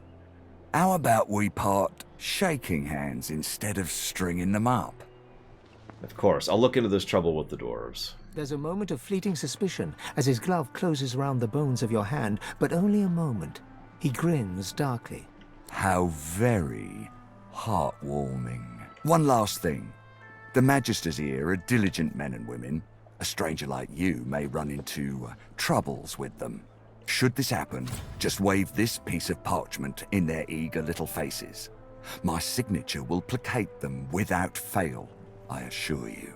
Adieu and good luck. The Lord Dread awaits. The use of the gallows I pass on to you. The time has come, my stitched-lit lovelies. We set sail. Get on board and man your stations. I have literally never not killed this guy. Right here. Immediately. So, this will be interesting. Left behind like a dog. Bah! 7 curses upon that ship. The Magister is rubbing the dirt off his robes, none the worse for wear, apparently, from the blast of magic that knocked him off his feet. You! The damn recruit! I'd be whining and dining aboard the Lord Dread if it weren't for you. Your meddling in Magister affairs had better be worth it. So, I was told to report to you. Yes, I am very much aware. Wasn't my damn head that hit the floor back there. Now answer me. Did you meet with the Magister caravan on your way into town? The hour's growing late and I'm beginning to worry something might have gone wrong. Yep. By the bishop's bones, you saw it? Out with it, man. What happened? I describe in intricate detail exactly what I saw. Voidwoken. That means Source was used. Which means some third party must have attacked first. And I've a fair idea who that might have been. By the way, sorry. Good evening, Pilot Shoss. I forgot to say hello earlier. Hello. Raymond, that old goat.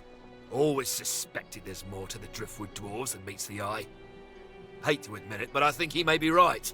Too many things have gone wrong along Reaper's Coast to attribute to bad luck. Magister ships sinking, weapons disappearing, and as you've seen, a caravan attacked and destroyed. And just the other day, I stubbed my toe against the wall. It was the Source, I tell you. Rumour has it the Dwarvian Queen herself is behind these acts of sabotage. That is what I want you to prove. Okay, that's even stupider. Where do I start looking? There's a local thug, Lohar. He runs an operation out of his hideout beneath the Black Bull Tavern. I suspect this man of being a spy for his queen. It may be interesting to have a word with him. Find out what he's up to. Where I really want you to ferret around is Reaper's Bluffs, to the west of Driftwood. It's wild territory, remote and hostile, where I believe the dwarves may have set up a base of operations away from prying eyes. Should you find any such place, and better yet, proof that Lohar is working in behalf of Queen Justinia, you will be handsomely rewarded, I assure you. Why the dwarves, though? They've always been snakes in the grass. Cheap labour, sure, and hard workers too.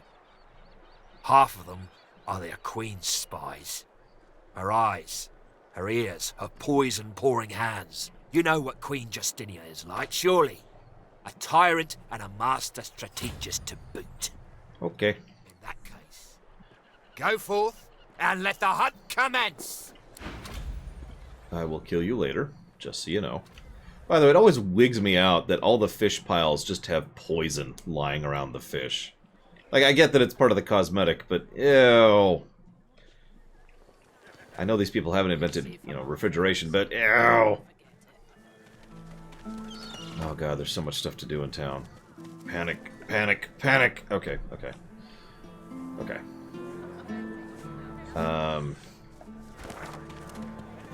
Let's go there first.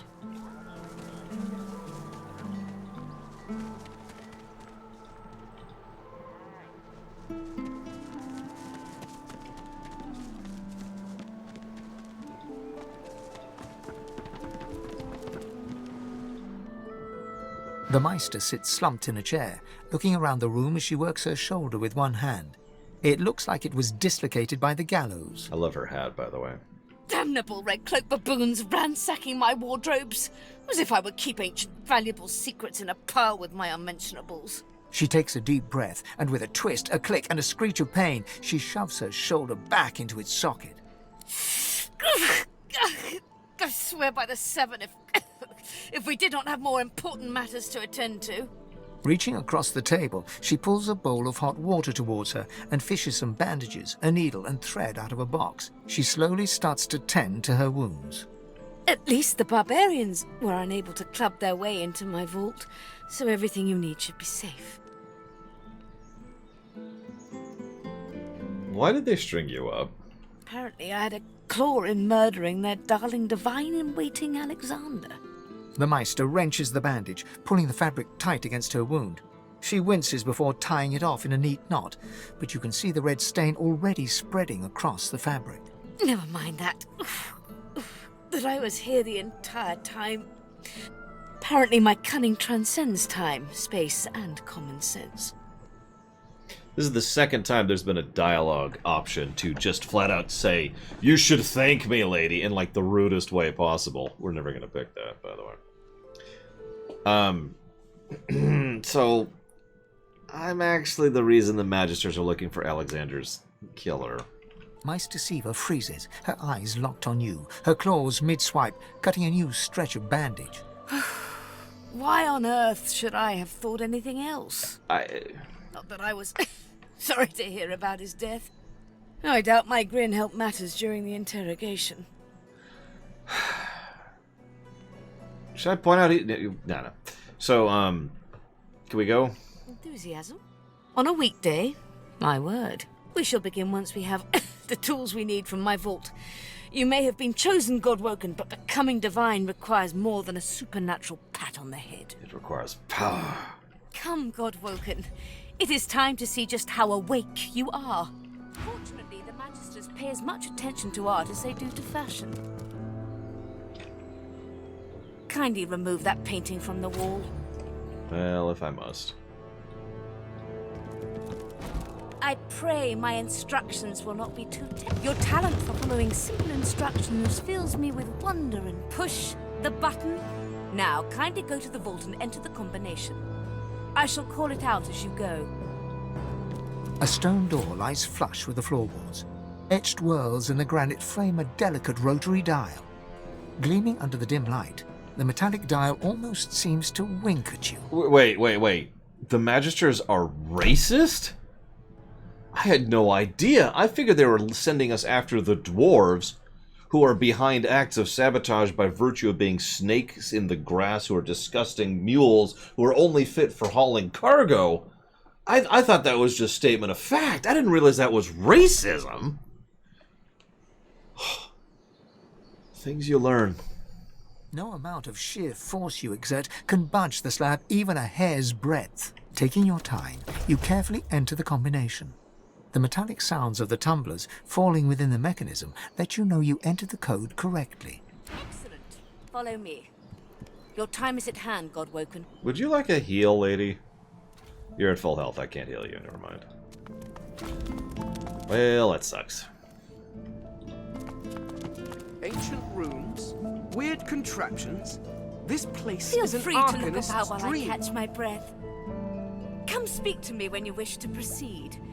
And try not to break anything in the meantime. Yeah, sure thing.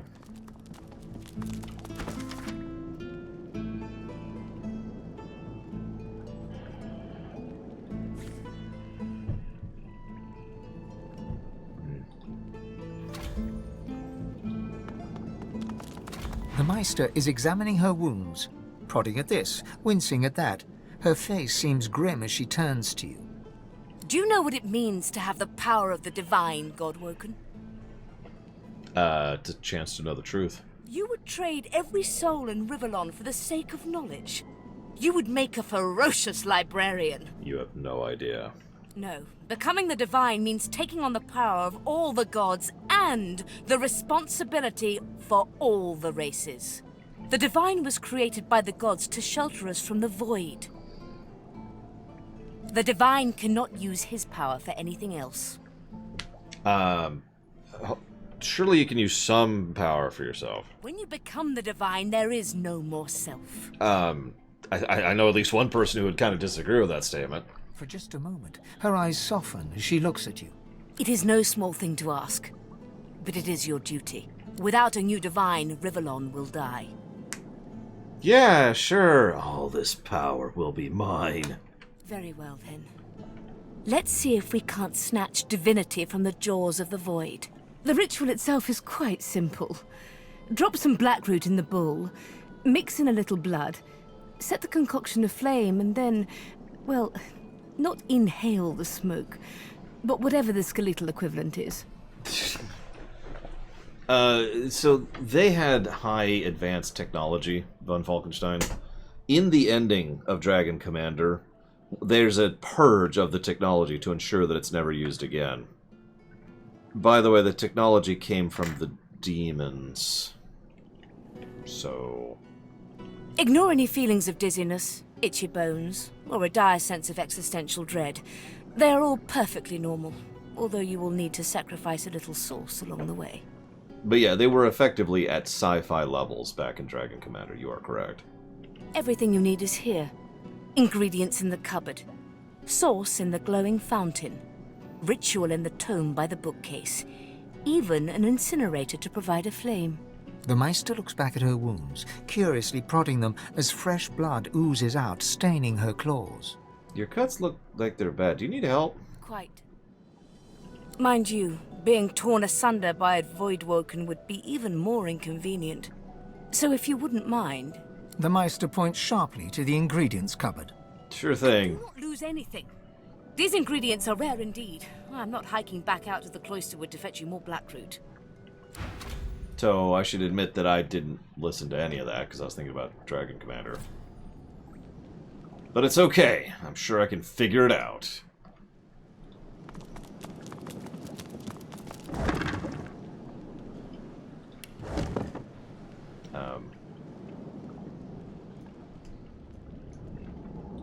Over here.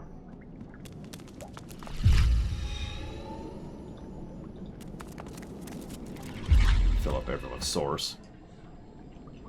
Whoop.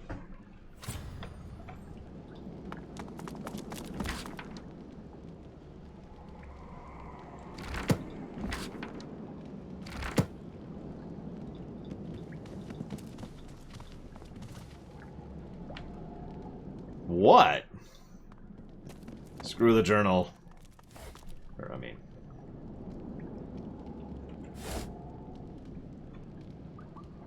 there's the mortar and pestle, which I do actually need. Where's the... Boring. No, don't...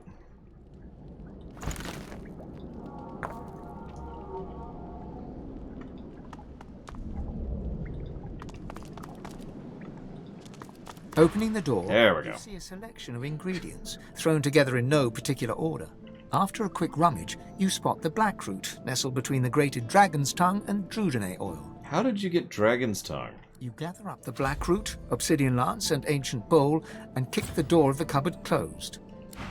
What I love about the Undead Princess is that she has, what, like 4 separate routes her character arc can go through?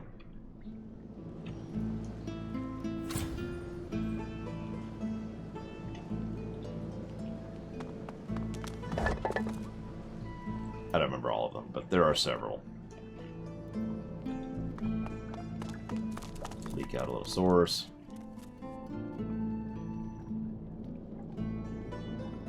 Isn't one of them just to become straight up human, not vampire? Which would be the fourth then. Mechanic, vampire, Frankenstein, normal. I don't know. It's been a while.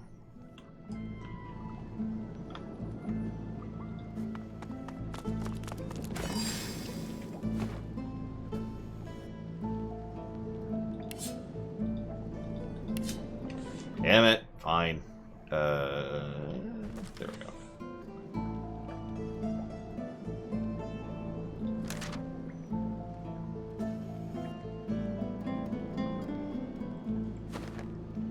Where's the lancet? Or do I already have it on me? Oh, I do. That would explain that.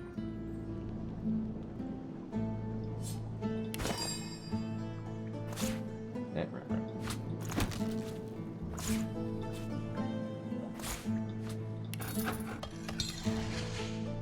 There we go.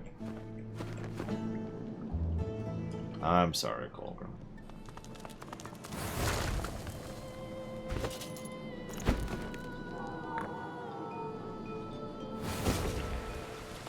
As the smoke swirls about your skull, your vision starts to swim and cloud. There is an intense pounding in your head, and you can feel the world fading. As the world fades away, you lose all sense of being grounded. You reach out, but you could feel yourself falling slowly, sinking into the depths of your own soul. Deepest recess of my soul. But it looks like the Hall of Echoes. Huh.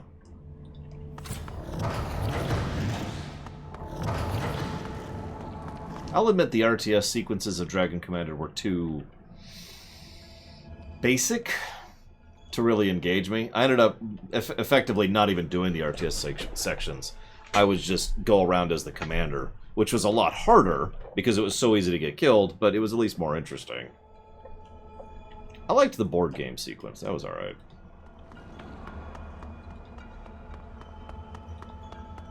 Bathed in the half-light of this eerie, starless landscape, you spot a figure you could only describe as you. Another you. It looks haggard and weak, its voice merely a feeble echo of your own. Thane! My child. Come.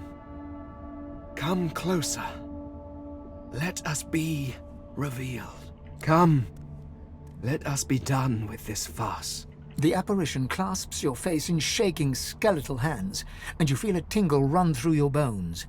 Everything becomes brighter, sharper. Blacks and whites become glorious bursts of color before fading back to their accustomed spectrum. Time to open the eyes you lost so long ago. To see the world as you once did. Speak the spell and see. We now have spirit vision. And gone is the strange mirror image of yourself. Before you stands the goddess Amadia in all her spectral glory. Ugh. Oh, sorry. Didn't mean to spit on you there. I meant to spit on your ground. You're not worthy to carry my spittle. Puh. You know me now, don't you, Fane? Your sister. Your guardian. You were my hero once. You must be so again. Your kindred soul was my last refuge, my last bastion.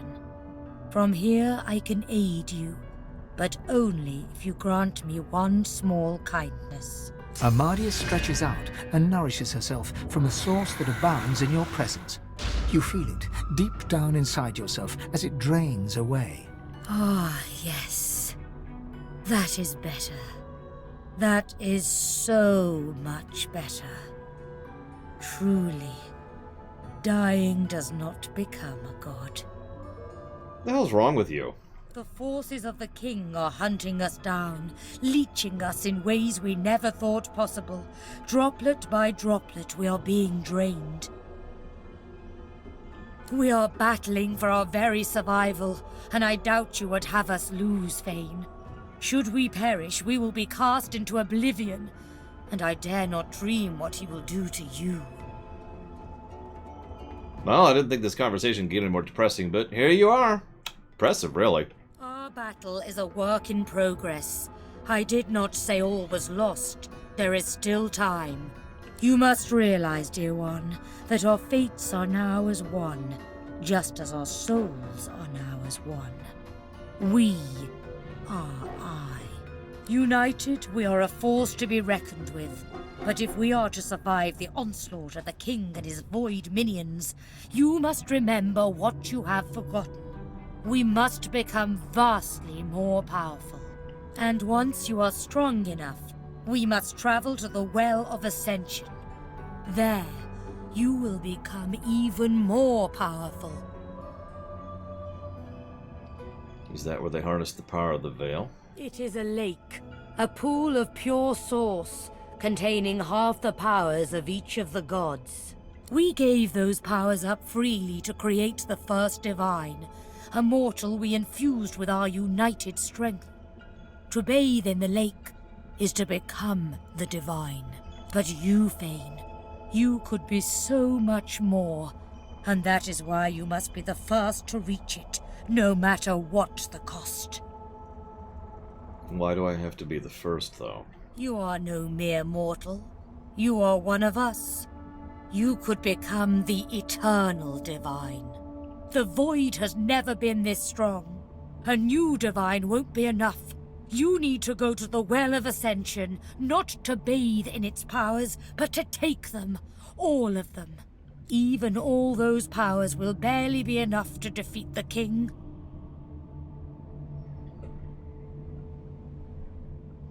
What will this mean for the rest of the 7? It is simplicity itself. They will bow to you, or be undone. Of course, the others are saying the same to their mortal God-woken as we speak. But there can be only one. So make no mistake, dear Fane.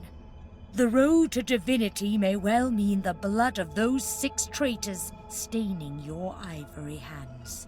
But do not let that dismay you. You will save these mortals. You will save this world. You will save me, the last of your true kin. And you will become a god. I'm not turning on my travel compatriots. Innocent child, do you think they are not being promised the same power by their false gods? Do you think those brutes will even hesitate before striking you down? Blessed fortune that I am here to protect you, to guide you. You and I are the last Eternals, Fane. That is why it will be us. That is why it must be us. Our journey will be fraught with peril. It is a pilgrimage of challenges that will require you to command Source as you once did, and wield its most powerful spells.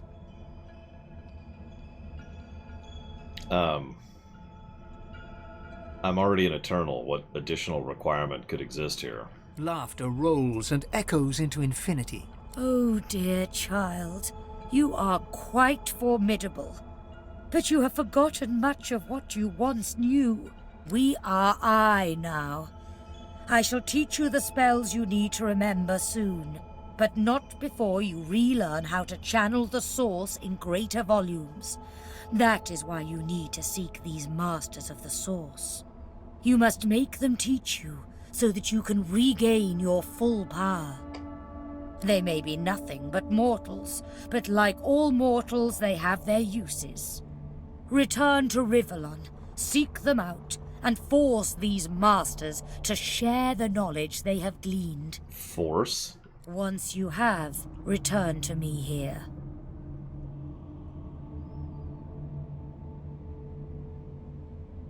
Wouldn't you know more about Source than mortals? Alas, I am no longer who I once was, bound to you as I've become. I will teach you what I can, but the links that will expand the bounds of your soul, those are connections I cannot make for you. Right. What did you do to my sight? You had forgotten how to view the world, my child. This will make you understand that for us, there is precious little difference between the living and the dead. Source is. It is a constant, a subject of neither time nor transience. All of life is Source, and in Source it is, immortally so. Your vision has been restored, giving you the power to see spirits, the souls of dead mortals made manifest in Source. Speak the spell during your peregrinations, and you will see them. Where the dead lie, the dead linger. Good luck, dear Fane. Make me proud. Puh. You got it. Sure thing. The Meister stares intently at you. Her eyes are tired and bruised, but determined. Still alive? Gods above, there might be something to you after all. She leans in, her bloody tongue flickering hungrily about your face. Tell me, what did you see? What you know?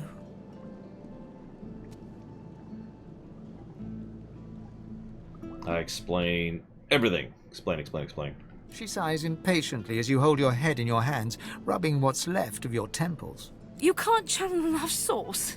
Gods be damned, why couldn't you have a nice simple problem? Finding an orc to dance the hornpipe, perhaps? It's not like it's easy to open up channels to the Source. Indeed not. And ever more difficult when you've been purged. I was a master of Source once, but no longer. The Magisters saw to that. The river of my Source has been damned. My link to the font from which it flows, severed. So we must seek alternatives. Alas, the only Source Masters not yet hauled off to Fort Joy or turned into meat puppets are those too dangerous or cunning for the Magisters to contain. Sorcerers that allowed their power to corrupt them. Many are wicked, cruel, vile, and generally not good teacher material, but we may have no others to turn to.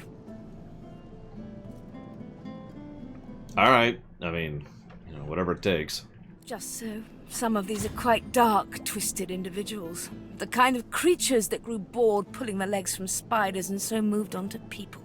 However, it is the path we walk, no matter what the cost. No matter what is asked of you. The Meister doubles over in a violent coughing fit, struggling for breath. After a few moments, she regains her composure, wiping a thin smear of blood from the corner of her mouth. Can I please heal you? No matter what is asked of you, you must learn from them. Please let me heal you. And you do not seem to be paying attention. Sorcerers, evil, controlling your source, saving Rivellon, please. Please tell me at least some of this rings a bell. Your focus, your only focus, must be on finding these masters, on finding the secrets to divinity. Nothing else matters. Alright, where are they? The Magisters have kept ledgers with all known sorcerers, especially the powerful ones not yet captured. They would be an invaluable resource, but do be careful not to get caught. I was their guest for a time, and I promise you the gallows was the most comfortable part of the experience. And if their barracks turns out to be as empty as their skulls, just keep your eye sockets peeled. There may still be powerful sorcerers hiding in these lands. As she speaks, one of her wounds reopens, a dark red stain spreading across her tunic. She hisses in frustration and starts to bind the gash. I wish there was more I could do, but in this condition, I would be more a hindrance than a boon. Godspeed, and remember, do whatever it takes. Take care of yourself. Quirkus, what are you looking at? So... Egad, stop gawking at the shield. You ought to be quite used to such journeys into that stone realm by now. Meanwhile, the acorn draws nearer. I read through some tomes I saw that cranky old lizard carry. Some fascinating leads, but nothing like the power we need to stop the Knights of Dre and their wicked plot. A warrior and a scholar. I'm impressed. Our gargantuan friend is easily impressed. Wait until it learns that I'm a knight, a scholar, and a wizard capable of saving the world. No, of course it knows that already, Quirkus. Yes, I'm aware it's the entire basis of our partnership. No, I most certainly do not feel the need to return the compliment. I owe our shield my life several times over. I hardly need to grovel and thank him each time. I'm sure it knows I appreciate it. Now, if you're quite finished ogling your favorite long-legged scratching post, we need to get on and save the world already. You realize you're dead, right? The spirit of an elegant elven woman materializes before you. She seems surprised. You can see me. A godwoken in my presence. You honor me. Who are you? I am the Meister's apprentice. I study under her, but I do not learn. I hear tales of the ritual, of what lies beyond. Such wonders, such powers. I decide to pursue them myself. Meister tells me it cannot happen, that I am not godwoken. But in my heart, I know I'm special. I try. I burn the root. I breathe the smoke and it burns me back. No air fills my lungs, only fire. When the darkness falls, I cannot cry out. I leave my life behind with a shameful whimper. Why did you risk this, knowing the dangers? The spirit looks at you regretfully. It is hard to hear of such power and not covet it for yourself. I lie to myself and convince myself that I am special. But I am not special. I am dead.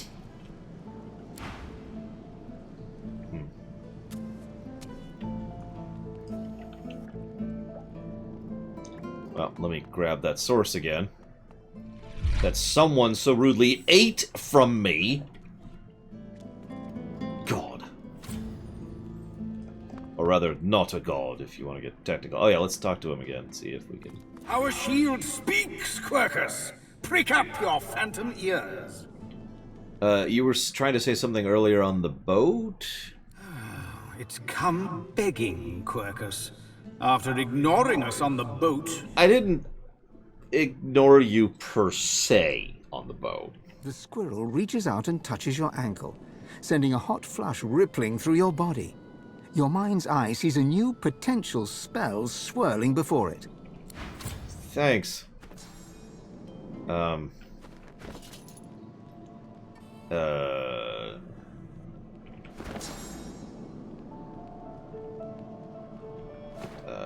trying to remember.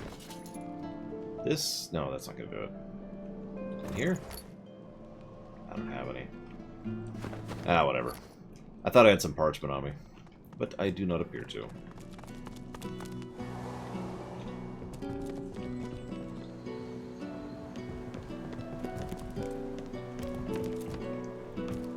Hokely dokely.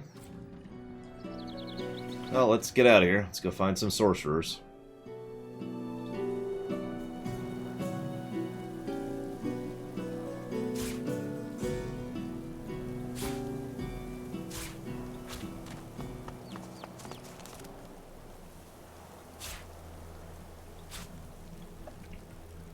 Why would we go back to the chickens, though? There's nothing here to see. I mean, the chickens are...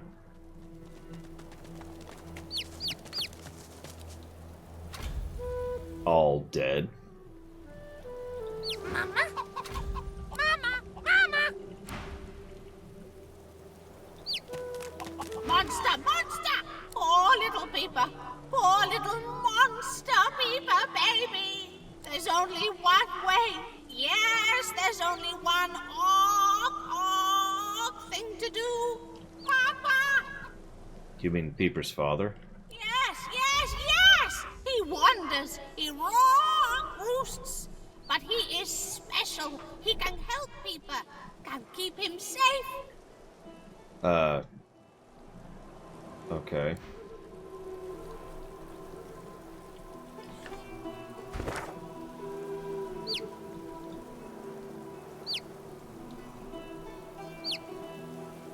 Well, sure.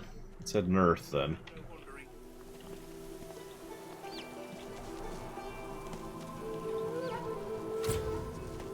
Peeper is that dude right there following us. So where's Laura? Oh, whatever. This doesn't really matter. The The shimmering ghost of a kin magister turns her gaze upon you. She holds your stare, boring into your skull, searching the hollows of your eyes for the secrets of your soul.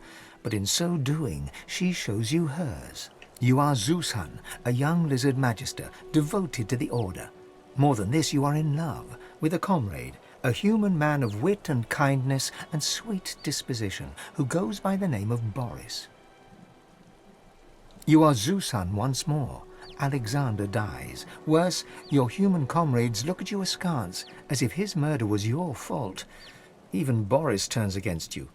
When he's posted to Fort Joy, he does not say goodbye. Your heart is broken. Posted to the graveyard shift in the dark of night on the outskirts of town, you do your duty diligently. But your heart is no longer in it. So when you catch a couple of young sorcerers fleeing Raymond's net, you see how deeply in love they are. You do not turn them in. You help them to escape. But in the morning, they are caught and under torture give you up. They go to Fort Joy. You are hanged right here.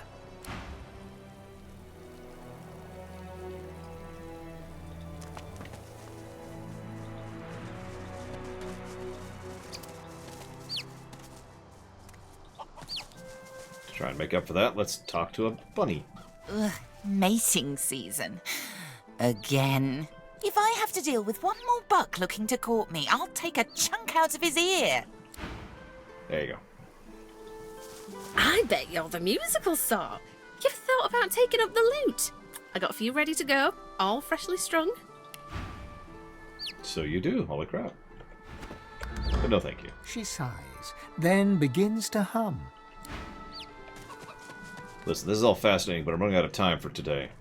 And I must save this chicken thing. Up ahead. Paladins, the famous divine protectors of arcs. I wonder what they're doing here so far from home. Careful. I've spotted a trap. The wrong direction. This way, maybe? This way?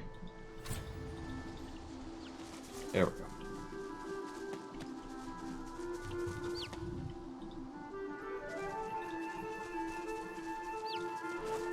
Oop.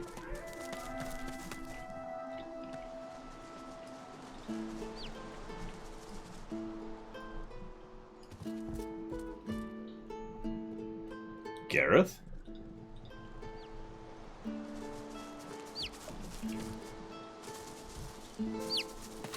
Jonathan, how long has it been? Gareth looks to the limp body at his feet, then to you, sword raised. He isn't quite present, but lost in his own tangled thoughts. I knew I'd see him again. I wish it hadn't been like this. Yes, you are right. It's in a different place at a different time. A time when I was devoted to the Divine Order. A time when we faced a crossroads. Gareth softly pokes the listless man's torso with his foot. This man, this Magister, his name is Jonathan. He's my friend. Or was my friend. No, Mr. Red. No more than Super Mario Bros. Could become obsolete in terms of design. So, how did your friend end up on the floor of the shack? I led him here. I felt someone's gaze on me from almost the very moment I stepped foot on the coast. Lucian taught never to ignore augury. And sure enough, I saw the flash of white. I heard the sprigs snapping. Someone was watching. I came here and waited. The door swung open and it was him. A face I hadn't seen since I was called to the Seekers. He didn't say a word, just flashed the arrest warrant. Seems he didn't expect the punch. Now I must do as duty requires. Gareth raises his blade and tightens his grip, but falters. He cannot strike the final blow.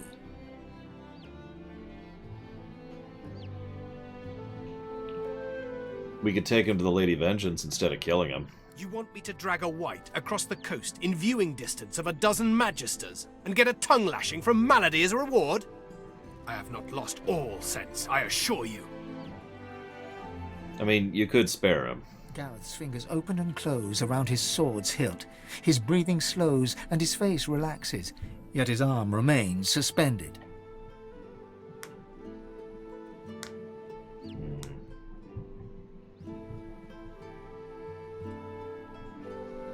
I mean, you mustn't blame Jonathan for the Order's every sin. Gareth lowers his arm and straightens his spine. I know a safe place nearby, away from the creatures of the meadows. I'll take him there. He'll be untouched until he wakes. I pray he remembers what we were, and what we still might be, should Lucian will it. Totally gonna happen. Wink, wink.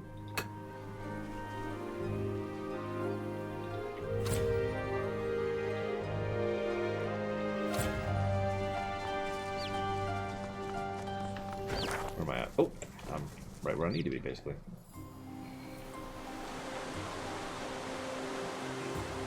But yeah, you can change the minimap thing. I just prefer it this way.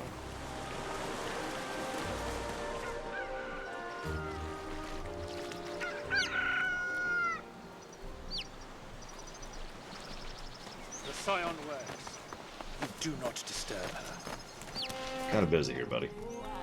Behold, co-co-co! Behold! It is I, the magic cockerel. Be not frightened by my splendor!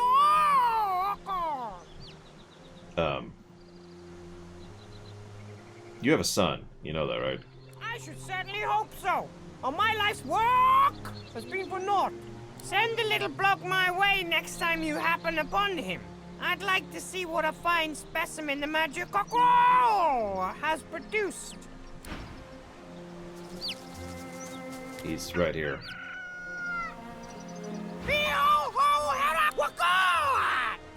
What is this? Papa? Papa! Papa? This is your son with Big Marge, although she is no longer alive. Marge? Marge! Oh, Marge! She was a good sort. I'll mourn her with my mourning.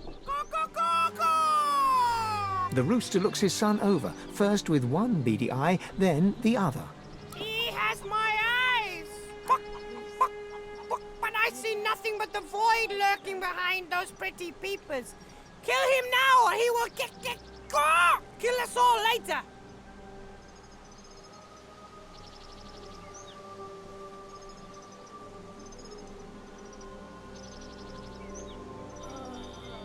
Isn't that?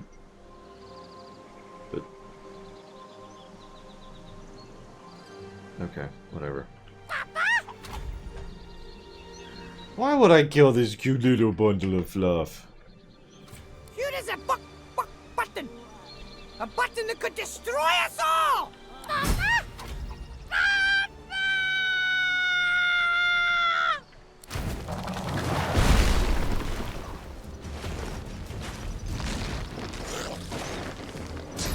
Does this answer your question, Mother Merced? I feel like this is a sufficient explanation, personally. One moment, please forgive me.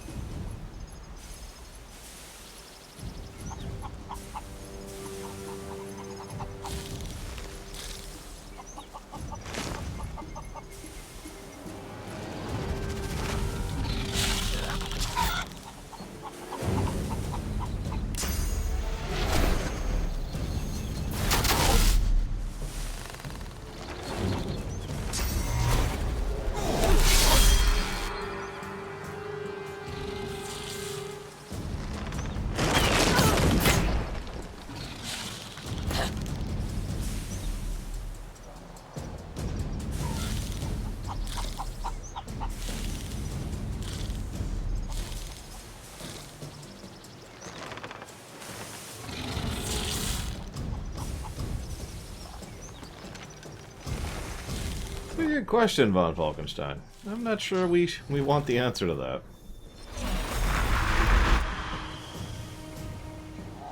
We may never have the answer to that.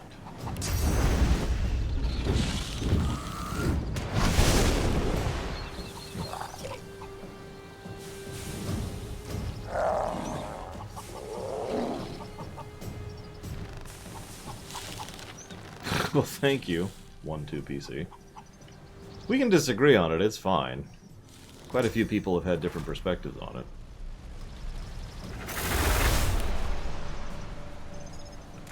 What? That...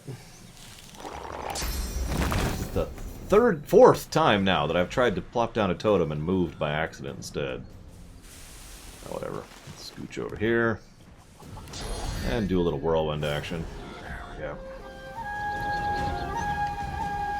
Scooch over this other cute little chicken. Ignore the giant flower, which is apparently quite hungry. Walk away from that.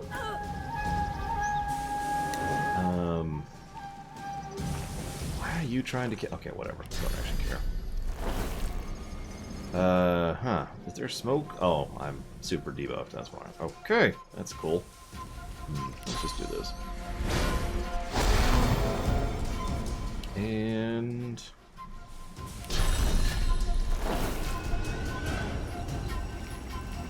Oh, it's right there. Do it. Do it! Oh, I won't do it.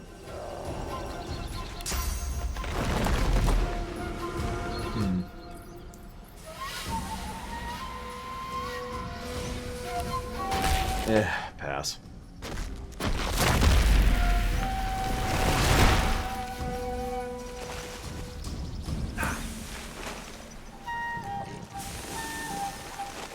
So who is this person who's level 14? Oh my god. And why are they trying to kill us? I feel like I missed a crucial conversation point there or something. Uh-oh. It cast cock-a-doodle-doo. My one weakness.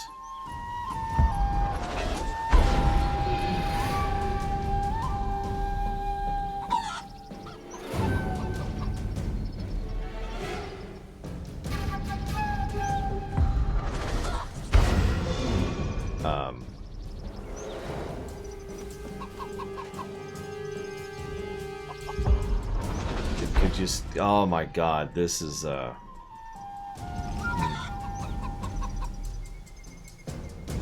This is, Am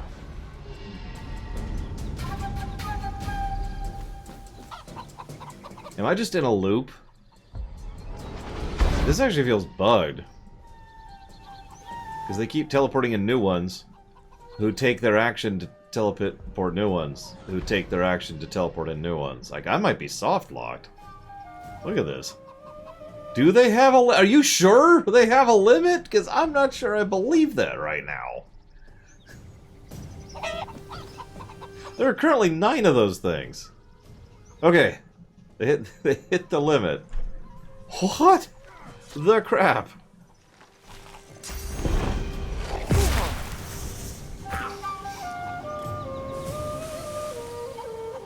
Okay.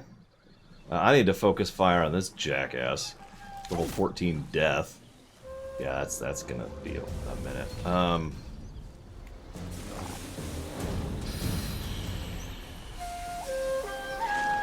Are they all level 4? I may be dead.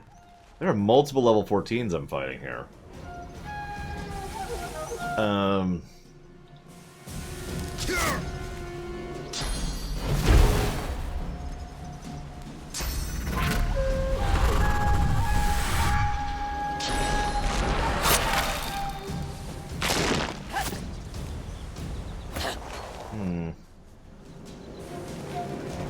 I never got attacked by level 14 jackasses, Colgrim.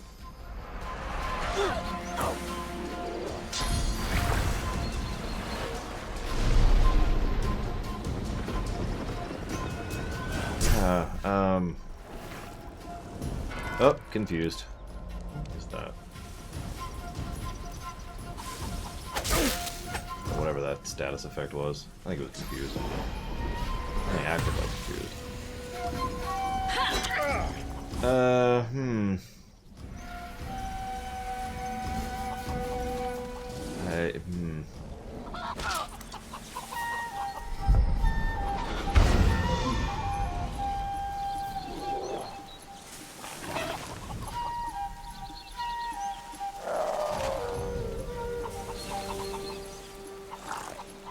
Chickens aren't even the problem here.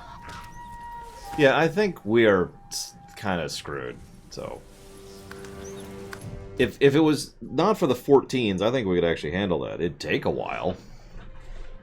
But 3 level 14s while fighting all the void things and the never-ending array of chickens. Good choice. Okay, so sure, whatever. What? No, the chickens just are a time waster, and I am getting close to the end of my shift here. Do you follow? Do the thief? I follow. Answer. I am a... Her face, tight... Forgive me. Oh, right. This is voice acted. Sorry, I don't have my headphones in. It is impatient. Right. Very, I'm out. Let's just leave. Let's, guys. We're cool. We're cool. We're just gonna never talk about that ever again.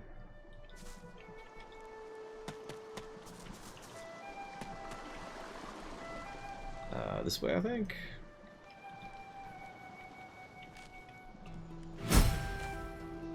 The Master? The Shadow? The Crawler? He has 10,000 names, all true and cruel. 10,000 masks of cowardice, each and every one of them. Hello, He'll carve them all, one by slowly one into your quivering flesh. He can do what he will, but one day his one true name I'll know, and so undo him. Yeah, that reminds me. I need to jot down another potential negative. Lack of a speed-up animation option for combat. I mean, I shouldn't have to explain that, but on the off chance I do, even Pokemon has an option to skip animations in combat, because after a while it's like, okay. You know.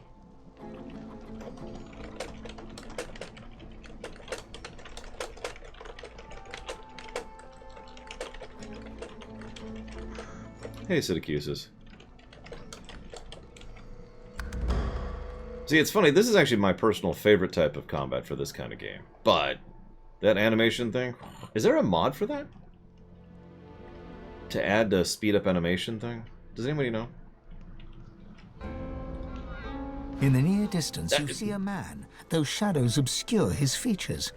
A faint, guttural chittering emanates from a cage before him. Do you mind linking me, Colgrim, for the sake of expediency and time? Because that's one of those seconds things where, you know, every minute carries an extra 2 seconds of padding, and that's gonna... it's gonna add up, you know?